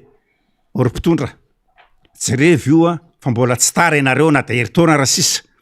fa ianareo mbola te hifikitra ny fitondrana eo amin'ny fitondrana te hifikitra ny toerana nefa tsy mba vahaolana ny fiainana, tsy mba vahaolana ny fiainam-bahoaka, ny sosialim-bahoaka dia na ianareo mametra-pialana alohan'ny fotoana na ianareo mazahoa mazaka ny kina sy ny ataontsika hoe ny faneho-kevitra tsy mety ataonareo, ataon'ny vahoaka, ataon'ny olona rehetrarehetra na ianareo manan-kenareo rehefa tonga ny fifidianana voka-pifidianana fa olona anankiray no apetraky ny olona fa tsy ianareo tsony de mahaiza manaiky an'izay fa aza mamolo korotana, aza mamolo tabataba fa ho zava-doza zay na maranako an'le izy de mompan'ny tsy fandriam-pahalemana. Za zao namana faniry vomaly ao an-trano de mahazo mesazy de miantso ao le namako zay avy any amin'ny 60 hectare izy mandeha makany akaty foty mandeha taxi de tsy fantatra aloha ahoana ny afantaran'ny jola fa mivoaka ny taxi izy vehivavy olona io de tonga de nambana ny drala antsy de tsy tomy mipoketra de nitsofaka kelakelatrany nakatoto izy amantsy le olona ga tsisy niany kika izy niatsy vonjeo fa vao nahitan'le antsy anankiroa no ny bandy anankiray nitondra antsy anankiroa le lavalela reny ohatrany tamin'ny taona 20 angamba izy ireny raha tadiditsika ho antsika efa mitovitovy taona nahitany reny fa lava be ny antsy hoetin'ny mpanendaka de lasa inona ny lasan'le olona tao anatin'ny poketran'le olona vola 50 millions de francs zany tiako tenena zany hoe aiza ny mpitandro filaminana fa tsy varina fotsiny a manao nitsinareo fa mpa tsaika inona dikandray le caméra rehetra eraka anatananareo eny momba ny circulation ve reny any akelakelatra zany tokony isinda caméra zay hita hoe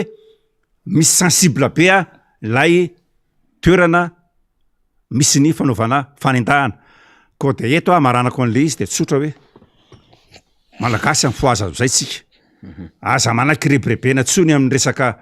tambitamby sy ataotsika hoe zavatra tsisy dikany fa no avin'ny malagasy ho avin'ny firenetsika ho avin'ny taranakao a zanakao a zafikelinao a zafiafinao ny resaka tany moa zany de efa tsy tenenina tsony fa dia zay ka manamaranako azy fa dia mampahery indrindra amaranako azy namana fanira zafaty dia mbola mitondra fampinonana ho an'ny vady aman-tsanaka sy ny zafin'ny namanao Monika zay tima vehivavy analamanga zay mpikatroka mafana fo mihitsy de voarano koa nahazo mesasy fa misy namana tima ihany koa maty eo anosy vavako ambomanarina ka de miaro finonana mitondra finonana ho an'ny fianakaviana zany namana dokotera nitosy mifahafatesana ao anosy vavaka ambomanarina zany ka de makasitraka tompoko mandram-peona dia zay ngamba ny androany fa de misotra namana manaraka indray eny ara de velo pakasitrana ho an'ny namana Roger Girangodina Arsantsika zay niaraka tamintsika tamin'izao maraina izao satry de satry resaka amin'ny dadagifa ny fandaminana fotoana samy hafa koa eto amin'ny miara-manonja MBS Radio Madaty tsy maintsy arindra arak'izay satria dia tsy maintsy vonjovonjena alamina ny fandaharam-potoana maro samy hafa ahafahantsika zany mifampita hevitra satria samy te an'io hevitra daholo ny rehetra raha raha-pirenena ihany koa miazakazaka isika ihany koa miazaky ny tsy ho tara ary fantatsika ny andraikitra miandraitsika de zao ny amin'ny hoe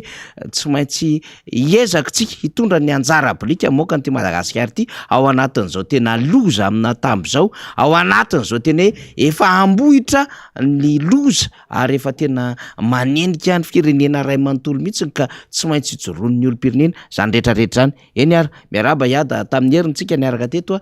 tafaradalana indray androany ny fanamarina maro samihafa de hoe akary matetitetika iada fa iada manana an'izay fomba fijery milamindamina zay kanefa manana an'le fahitsikevitra zay tena azo lazaina hoe ino moa zany hevi-baovao zay tokony ho ratovina ao anatin'izao raha-pirenena izao de natsona indray anao hoe ndao indray aloha hoety ny hevitra satria ny fitondram-panjakana tamin'ny alalan'ny filoham-pirenena dia niresaka indray momba ny Ilze Parsa tany ivelan-tany efa napozintsika moa io ny FLN anisan'le mitaka an'ilay Ilze Parsa zany mety manakambara ihany koa ngabo nareo iada manoloana an'izany aloha hanomboantsika ny raharaha. Ya de faly miaraba ny vahoaka malagasy, faly miaraba manokana ny mpanaraka ny miara-manonja, miaraba ny teknisianina rehetrarehetra ary misaotra manokana anareo MBS misaotra anao faniry amin'ny fanasana fa de ny mitondra ny hevitra foana moa raha mbola misy afaka atao. Marina tokoa fa ny filoham-pirenenantsika dia nandray anjara tamin'ny fivoriana tany amin'ny firenena mikambana teo ary nandray anjara fitenenana izy. Voalohany indrindra aloha ny resaka mahakasika ny Ilze Parsa izay zany de ny Front de Libération Nationale de zay hoe misy Libération Nationale le fanafahana ny firenena. Ary zay raha miresaka fa mbola misy fanafahana ny firenena de mbola misy an'ireo nositsika ireo zay mbola eo ampelantanan'ny mpanjanaka zany. Resaka fanjanahana no resahana eto resaka colonisation zany hoe ny tanitsika de mbola eo ampelantanan'ny vahiny. Izay zany le hoe Libération Nationale fanafahana n'ilay firenena famahana ka rehefa nandray fitenenana ny filoham-pirenena de ohatra natahitrana ihany le izy satria tsy mifanaraka amin'ny zavatra resahana. Ny zavatra resahana de hoe ny fangatahany aloha ny firenena mikambana aloha hoe amresaka fampiarana n'ilay fanapahan-kevitra andraisin'ny firenena mikambana tena firesaka ao anatin'ny fivoriam-be firenena mikambana iny satria ny firenena mikambana nandray ny fanapahan-kevitra iny. Fa rehefa avy eo am'izay rehefa miresaka an'le hoe restitution de gestion des Ilze Parsa. Io zany tena manahirana be. Raha vao miresaka aloha ianao hoe gestion des Ilze Parsa raha vao miteny Ilze Parsa zany izy de manaiky izy zany fa hoe Ilze Parsa le resahana eto nosy ny frantsay ivelan'ny la Frantsa zay le resahana eo ilzepasa tsy zay ne ny resantsika fa le nozila mbola kolonize zany hoe le ronositsika mbola any ampelantanany mpanjanaka no angatahtsika ny fiverenany amintsika zay le izy ary matoa le izy entina eo anivony firenena mikambana entina eo anivony zao tontolo zao am'ireo ratsamangaiky rehetrarehetra dia noho ny fitandroniny malagasy an'lay hoe tsy tokony isy raha latsaka ny fiverenan'ireo nosy ireo aminy satria efa nisy raha latsaka efa nisy faty olona betsaka ny nafahan'ny frantsay nakan'ireo teo ampelantanana ny malagasy tamin'ny fanjanahantany nataony teto Madagasikara efa betsaka ny olona maty betsaka ny olona namoiavana de tsy tokony hitohitsony zany tsy tokony hiampotsony zany izay no isin'le hoe amin'ny alalany fifampiresahana no anaovana an'lay fangatahana an'lay famerenana an'lay nosy ary zahako de zay mihitsy zany no tena fa no tena hoe te entina eo anivon'ny firenena mikambana zany hoe mba aoka mba ohatra ray eto am'izao tontolo zao ny fahafahan'ireo nosy ireo miverina amin'ny Madagasikara tsy misy raha latsaka tsony tsy misy fifandonana tsony fa ireo de tena nosy malagasy ireo ary nosy malagasy ny tokony atsony ny filoham-pirenenan'ireo fa tsy ilzeparsa zany tsy tokony hiteny an'izany ilzeparsa zany mihitsy ny vavana filoham-pirenena malagasy satria nosy malagasy ireo diplomatiquement zany tena tsy miteny mihitsy le zavatra teneniny avy eo izy miresaka hoe restitution de gestion tsy zay nge tsy ny fitantanana an'ireo ny tsy ny gestion an'ireo nosy ireo nge no angatahana fa ny fiverenan'ireo nosy ireo libéralisation an'ireo nosy ireo zay colonisen'ny frantsay zay no angatahany fa tsy ny gestion io zany gestion io haitsika foana no mitondra ny gouverner an'io rehefa avy eo tafitra anatin'ny asan'ny gouvernement no mitatana an'ireo firenen'ireo rehefa miverina amintsika ireo nosy ireo fa tsy hoe ny fitantanana an'ireo nosy ireo no angatahanao aminy tsy zany tena zavatra tena lasa maivana be zany lay fangatahana natao tany amin'ny Nations Unies lasa lay ohatrany hoe hanao cogestion ve tsika sa ahoana tsy zany tsika ve no tokony lohany amin'ny gestion an'ireo nosy ireo fa ny frantsay tokony latsa-datsaka kely tsy zany nge le resany fa fanafahana an'ireo nosy ireo eo ampelantanany ny frantsay eo ampelantanany ny mpanjanaka atsika matoa izy manaiky fa hoe tsy azo ekena ny eritreretana ny amerenana an'ireo Madagasikara tsy anazy ireo zany fatany tsara mihitsy de zay zany le tokony hiverenan'le nosy amintsika zany zay no angatahantsika fanafahana tanteraka ny fanjanahana an'ireo nosytsika anaky telo reo zay ao anatin'ny faritra ny firenena malagasy zay Madagasikara nge tokony raitsy andro mihinany zany nge no takiny fantatra fa rimbony Madagasikara mbola rimbony de ny famerenana an'izay hiverenan'ireo amintsika zay no atao zay aloha zany no tena hoe lafitafatra ray lehibe amin'iny faharoa manarakaraka an'izany ny filoham-pirenena nandray fitenenana tany amin'ny firenena mikambana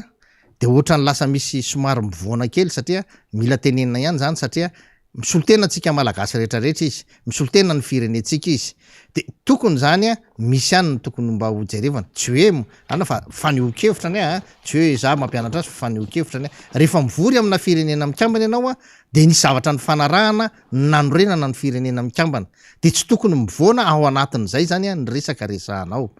ny resaka resahana ao anatiny io fivoriana io zany de hoe ny filaminana eran-tany ny firindra ny fiarahamonina eran-tany zany no resahanao fa ohatrany hoe za mandeha mivory amina fikambanana anankiray de mitanisa hoe mividy farafara zahay namboarina ny lavaranganay efa mety tsara ny tohatra aminay raha tonga mivahiny aminao ianareo efa misy seza salon ohatrohatr' zany lasa ohatr'zany zany le zavatra tenen'le filoham-pirenena amin'le fivoriana lasa resa-jaza ny am'sehatra ambony be lasa ny anao ndray ny tany tsy izay le izy fa ny zavatra resahana any de hoe misy olana eto am'izao tontolo zao niady Ukraine miteraka fahavoazana ty amin'ny firenenay le izy satria fantatrinareo tsara zay fa mbola anisan'ny firenena marefo tsy zakanay le vidiny solika marina miteny izy hoe tokony équitable ny vidiny sy ny karazany fa ny vidiny solika any ny mpitrandraka azy no manao ny vidiny fa ny fanampiana atsika mba hazaka fanampiana ilay firenena mikambana atsika mba hazaka ilay vidina solika zay eo amitseny raisam-pirenena izany no tokony ho angatahntsika, zany no tokony ho jerentsika. Ary aleo tsy manao an'le hoe nytokonana tsy afaka nefa ny varavarakely indray ny eniana, aleo tsy manao an'izany. Ny rarahany Madagasikara, ny manahirana ny Madagasikara aloha izay no tadavantsika vahaolana amin'ny filoham-pirenena ny malagasy anao. Fa problema ny Afrika indray ny lasa ohatrany resahana lavabe, ohatrany hoe hitondra fahatsarana be ho an'ny Afrika ianao, hitondra ny lohan'ny Afrika, tsy izany ny firenenao aloha jerevana. Zay zany ny anahako ny an'le izy. Ary eo ny anina fa amin'ny resaka momba ny adiny Ukraine sy adiny Ukraine, ny position Madagasikara, Madagasikara tokoa de tokony manana position mazava. Ny manahirana zany amin'ny filazan'ny Prime Ministre hoe mitazantsika. Ny manahirana amin'ny filazan'ny filoham-pirenena hoe tsy manana fitaovam-piadinitsika ahafahana miady sy ny karazany. Na ny filazan'ny filoham-pirenena hoe itsika anao naliany de zao. Amina fanapahan-kevitra ohatran'izao ny filoham-pirenena no mena fahefana manokana afaka andray an'izany fanapahan-kevitra zany. Raha tsy zaka n'ilay fanapahan-kevitra, manana antenimieram-pirenentsika, manana antenimieran-dongolontsika, manana gouvernementsika, tokony misy fanapahan-kevitra iraisan'ny rehetrarehetra rehefa aka n'ilay position zany, fa tsy raidraisina à peu près ohatran'io zany. Ny zavatra ateraky ny valitenina filoham-pirenena anankiray de manahirana n'ilay firenena rehefa avy eo. Satria ianao raha milaza fa tsy momba ny aty sy ny momba ny aroa, de ny dikan'izay rehefa avy eo anao tsy an'ny atsy, tsy an'ny aroa. Raha ohatra ianao ka tsy maka position tsara, tsy manampy ny olona amin'ny fahasairanany, ahoana ny anampin'ny olona anao amin'ny fahasairananao?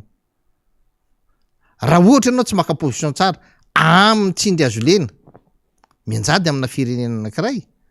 ahoana moa no eritreretinao fa hahazo fanampiana ianao amin'ny tsindry azo lena mahazo anao? Mbola sarotra be zany ny eritreretantsika hahazahoantsika toana makasika an'io fitakitsika ny ilzeparitra io. Raha mbola ohatran'io ny fomba fandraisan'ny filohantsika fanapahan-kevitra, tokony atao mazava le izy. Anjaranao fahefana nomen'ny firenenanao, nomen'ny vahoakanao nge le izy raiso, fa aza manao an'izany zay tsy momba ny aty, tsy momba ny aroa. Raha aveo le firenena ny lasa tsy an'ny aty, tsy an'ny aroa, de manahirana be zany, de lasa izay zavatra zay. Ary fatary tsara fa ny filoham-pirenena tam'le kabariny teo contradictoire be. Misaotra ny FMI izy, misaotra ny Banque mondiale nefa ny tamin'izy vohitra teo amin'ny fitondrana, tsy mila Banque mondiale, tsy mila ny FMI satria raha ireo ny aderana de mbola mila ataonao mila zany hazavainao tsara amin'ny firenena mikambana, mila hazavainao tsara amin'ny FMI hoe lay vava nataoko tam'izany teny hoe raha ianareo no andrasana de tsy ho tafita mihitsy Madagasikara, de zao ny antony, zao ny antony. Fa tsy rehefa avy eo indray anao de misaotra anareo de miandry fanampiana. Contradictoire be le position anao politiquement zany au niveau international. Mila hitsinao le izy, mila resahanao tsara amin'ny olona fa manjary manahirana, manjary ny firenena ny lasa amikoinsa fa tsy ianao. Le firenena nge ny lasa amikoinsa, zay nge ny manahirana. D'accord rara. Iada, eo amin'ny sehatry raisam-pirenena zay mila fantatry ny vahoaka zay satria betsaka zany fanehoan-kevitra amin'izao fotoana izao ny milaza ny amin'ny hoe tena manahirana le kabary ny filoham-pirenena zany iza nanoratra an'iny ary voadinika ve iny kabary iny. Mba tsy tenenana zavatra hafa le izy ny am'le hoe tena novakian'ny filoham-pirenena ve alohany tena hitondrana azy. Ary reny tena mila anaovana relecture lava be mihitsy reny, miverimberina, de anaovana tena fandiniana tsara mety ve ty, satria arakaraka le toerana alele izy no hitondrana le kabary. De zay le nitenen'ny niada teo hoe sehatra ambony be faratapony ambony be isehony le firenena malagasy. Lay voninahitry Madagasikara na andiana dikan'izay tsy maintsy mampiseho an'izay ary tsy miviole an'lay fiombonam-be an'le firenena mikambana ny endriky ny kabary. Fa tsy olona mbola mieritreritra hanao fampelezan-kevitra etsy ny etsy Ambatondrazaka, etsy ny etsy Tolagnaro na etsy ny etsy Ambilobe no andeha hoany. Tsy olona iresaka autoroute ray kanefa ny sasany ary efa autoroute firy ny vitany nandritra ny Repoblika ny Fandimby. adevitra mbola mila sokafana zay a tamin'ny manaraka fa anisany adevitra manahirina ihany ko fa tongeto ny expert avy any amin'ny Nations Unies am'izao fotoana zao de inona indray le izy zazavarira tsy latsaky ny 5 zany nanomboka tamin'ny volana janoary teo nisy an'izay endrika kidnapping zazavarira zay ary mbola mandeha be ny adevitra momba azy ity mandeha fanadiadiny ahilikilikineny amin'ny fiarahamoniny mbola misy tazomany amin'ny tombony zandary am'izao fotoana zao ny zazavarira sasany misy atsoka amina tanàna mihitsiny misy efa voasambotra reo manao kidnapping fa tsy fantatra hoe atao inona marina de any kongoany mbola bandivaliny vavao hoe inona marina zany le raharaha nisy toehany sa tsisy toehany raha nisy toehany de nanahoana mihina fa manakambary ada momba an'io le resaka zazavarira fa reny somary taraiky be ny fanjakana mifandraisana fanapa-kevitra politika eto amin'ity fireneny ty fa rehefa hita nisy roa na telo ohatra n'iny hoe maka amin'ny masona zazavarira fantatra fa ohatran'ilay zazavarira indray no lasa lasipatra tsy hoe mahatratra 1 million nge nisany zazavarira eto Madagasikara azo atao tsara ny miaro na manome fiarovana manokana an'ireo olona reo aloha mandritry ny fotoana ao anatin'ny fotoana fohy misy olona manan-karena nge resantsika BDB mahazo an'izany hoe sécurité rapproché zany eto amintsika eto hoe BDB fa maninona ny tsy afaka ataontsika zany amin'ny zazavarira afaka ataontsika zany ary ny zazavarira afaka harovantsika tsara satria tsy BDB tsy tena hoe mameno ny tanàna rehetrarehetra izy io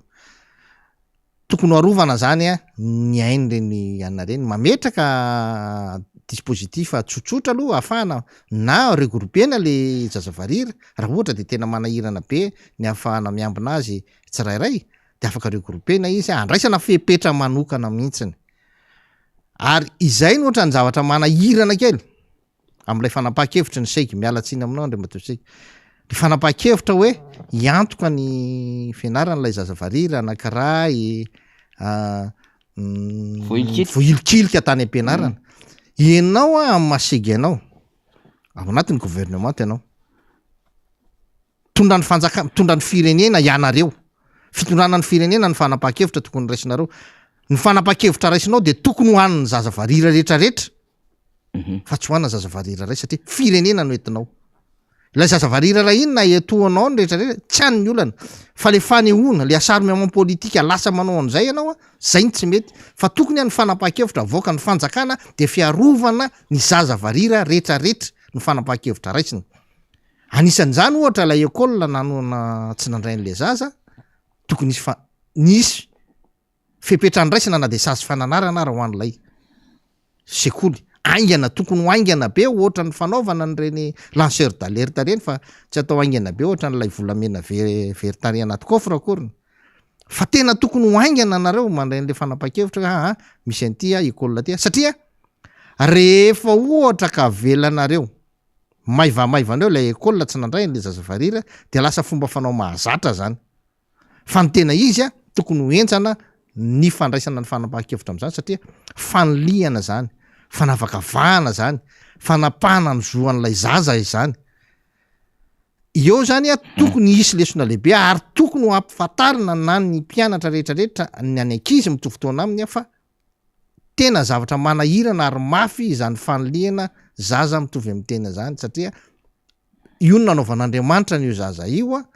de tokony ho arovantsika le izy matoly izy misy fanoliana de misy filazana faharatsiana ao anatiny amin'ilay zazavarira ny fanapa-kevitra raisan'ny fanjakana de tokony hitoetra amin'ny resaka hoe ahoana ny fomba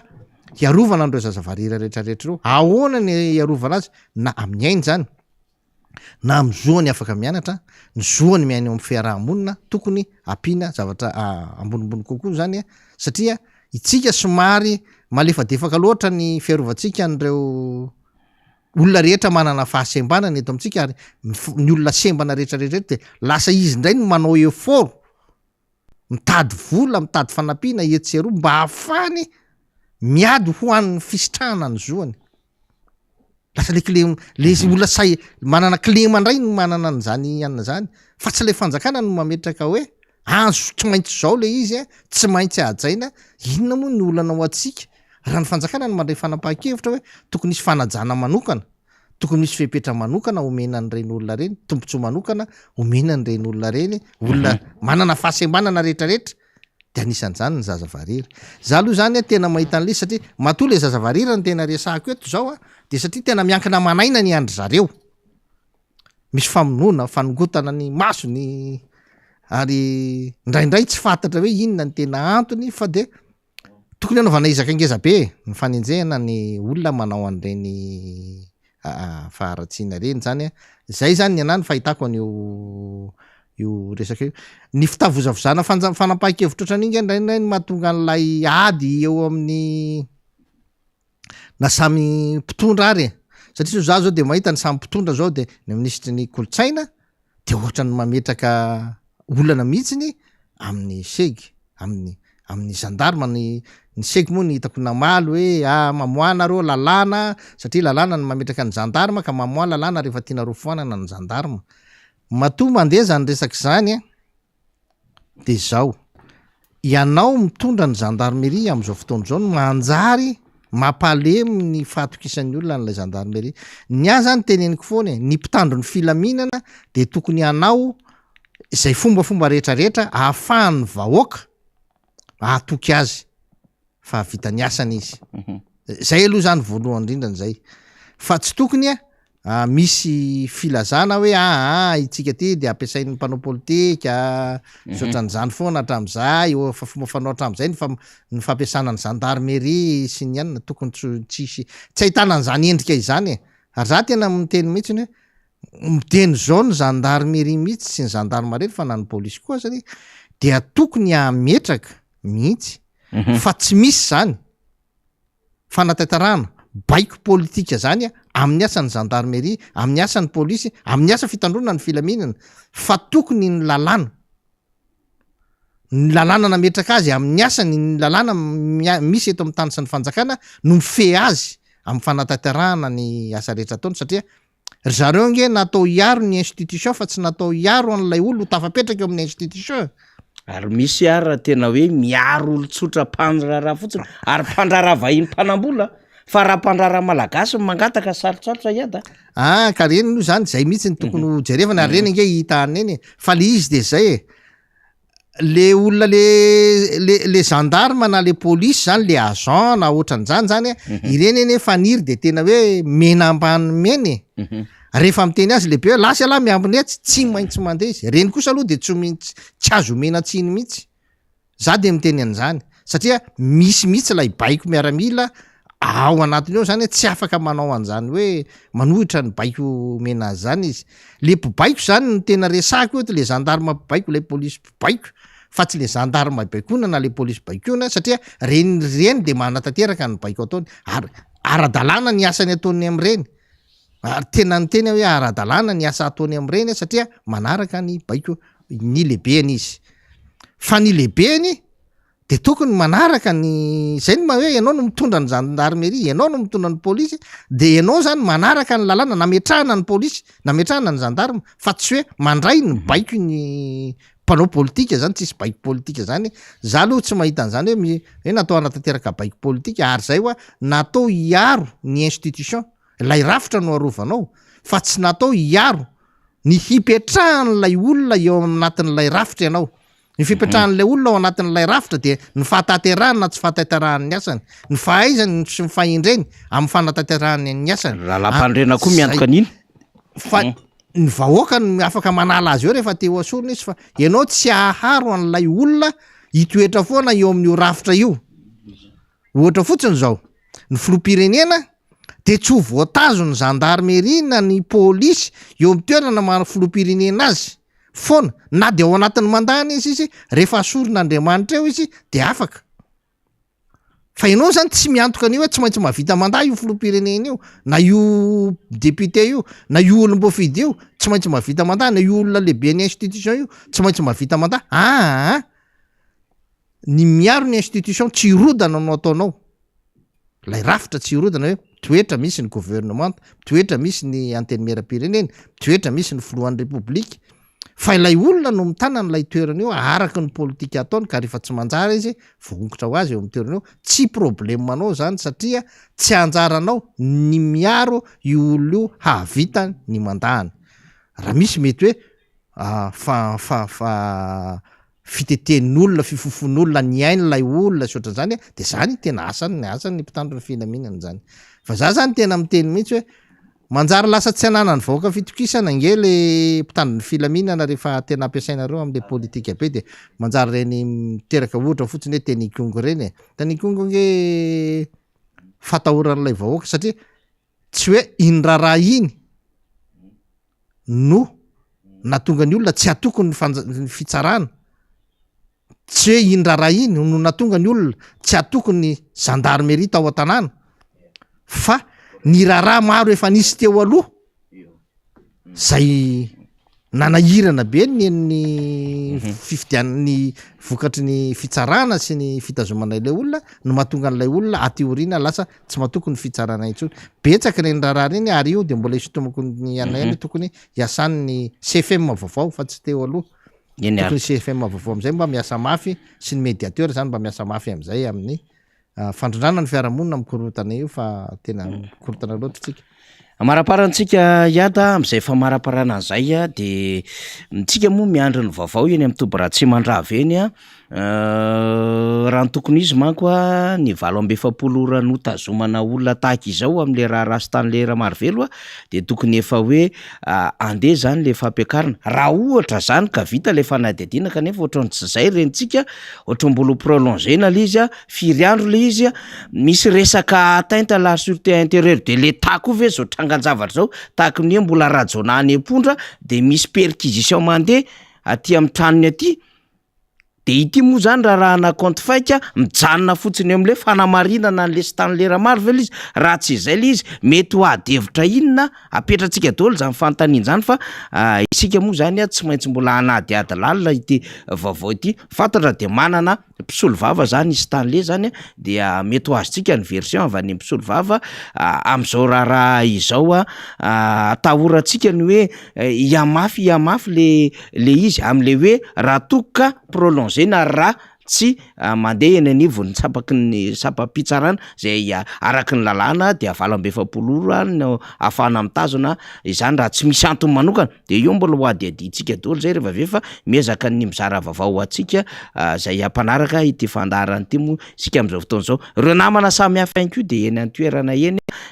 zay tsy lavitra ny tobo Ratsimandrava ny toerana tsy azo idirana fa ety am'velany manodidina ety misy an'ireo namana zay mpikirakira reo tambajotra sosialy rehetra zany amaraparantsika iada ny raha-pitsarana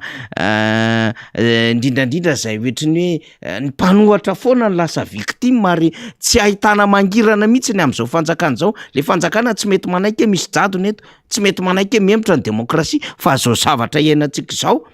ny fahalalana maneho hevitra ny fomba famonoana kolaka tsikelikely dia ny demokrasia dia amin'ny alalany tsy famelana ny olona haneho hevitra andeha hivezivezy malalaka hiteny am'izay zavatra tokony teneniny hanoratra an'izay zavatra soratany ary fiampanganany tenany amin'ny alalany compte izay hamonoana ny tenany tahaka n'izao mahazo ny Stanley zao hoe izy indray no arorona zany ho manao compte fake de ny sarany sy ny anarany no aingonao anatin'izay de lasa victime amin'ny zavatra tsy nataony izy de voenjika amararantsika azy iata io nge za mitodika kely na am'le lehibe ny syndicat-ny mpitsara re tsy tena marina nge tsisy olona sahy kritika fitsarana zany fa le izy kosa indraindray tena efa mihoatra ny fefy ny gendarme mpitandro ny filaminan'ireo manatitra an'lay olona aterina any amin'ny fitsarana reny misy tena kivy mihitsy indraindray satria maninona tena le aterina le izy de mandalo amin'ny fitsarana de afaka de lasa ohatrany hoe le gendarme na le polisy nanao enquête mihitsy zany tsy mahininona satria tsy mahafantatra akory hoe misy charge ty olo ty na tsisy charge inona moa ny antony ametahan'le gendarme na le polisy an'lay menoty an'lay olona rehefa hoentina eny amin'ny fitsarana efa misy tahotra ary misy zavatra tena ngeza be ho apetrany eo ary matoa le olona tena hoentiny eny hoe ty criminel ty ohatr'zao ty efa mba nanao enquête izy nianatra momban'io izy tena za zany miteny an'izany hoe tena indraindray manahirany olona efa hoe tena misy vesatra be tonga any amin'ny tribunaly voaka ho azy zany tena hitako hoe tena manahirana be ary misy moa reo olona hoe tena efa hita hoe tena mampikaika na le polisy na le gendarme ny sambotra azy tena nanao viveriny ainy avy teo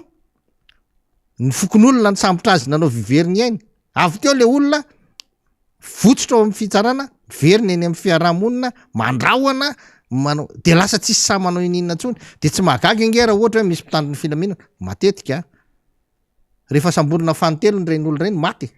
voatifitra satria kosa le izy iverina foana le izy nge tsy hoe rehefa tsy resahana de hoe tsy misy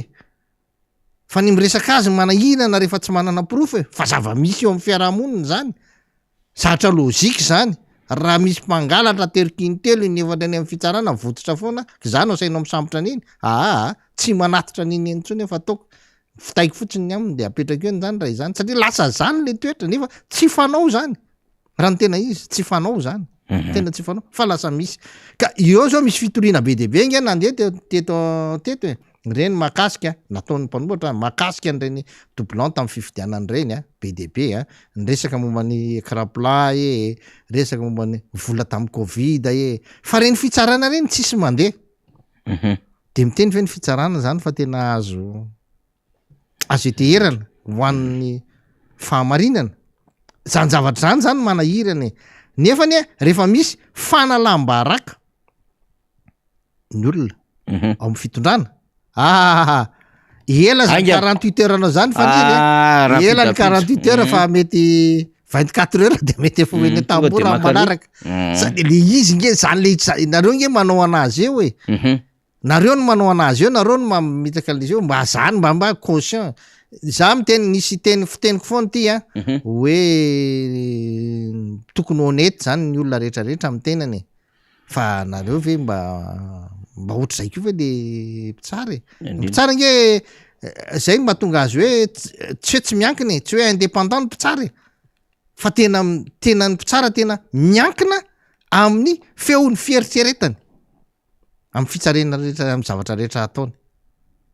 ka lasa manenjika azy tokony enenjika azy ny feon'ny fieritseretany rehefa ohatra tsy fanaraka amin'ny tokony ho izy ny zavatra ataony fa ny fitsarana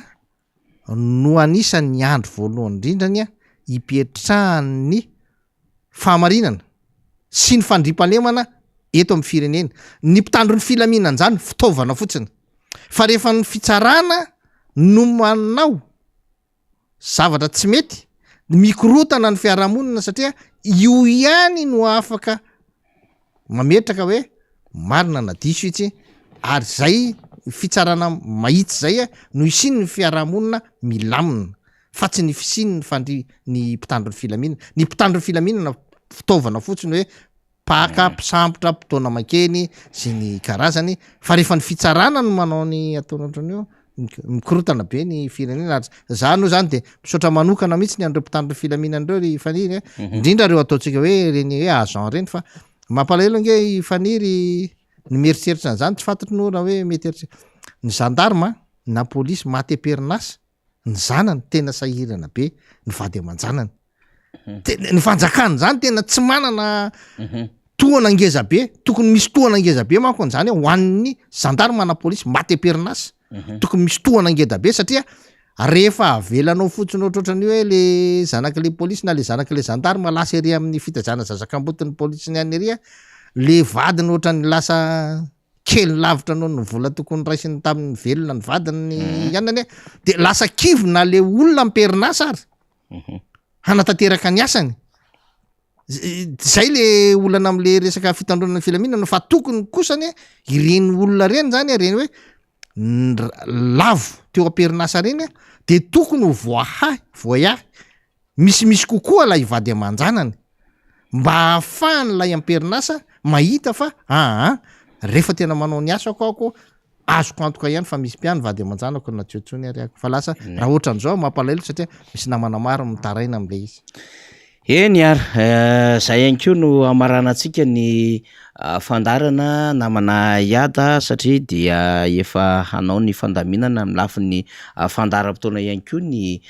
eto anivo ny fahitalavitra sy ny onjam-peo dia akasitratsika reo rehetra zay niara-dalina tamintsika tamin'ity herinandro ty teknisiana atao foibe sy ny any faritany ny any amin'ny radio mada isika rehetra zay nandalo ny vahiny ary nanio hevitra tato amin'ny miara-manonja MBS radio mada ny androany moa zany dia ny député Todsoa ny Ragy ary Iada zay mpitarika ny FLN zay niaraka tamintsika teo. Manantena Iada fa mbola isy fotoana indray ankoatra ny androany ny rahantsika. Ya misaotra betsaka faniry ary zany moa de vonona foana hitondra ny hevitra ahasoany firenena ahasoany firenena satria tsy ho antsika tsony nge le zavatra resantsika eto fa ho an'ny firenena ho an'ny taranaka fara-mandimby de manao veloma anareo mpanaraka ny miara-manonja manao veloma ary makasitraka ny tamin'ny fanasana ary mankahery ny vahoaka malagasy rehetrarehetra fa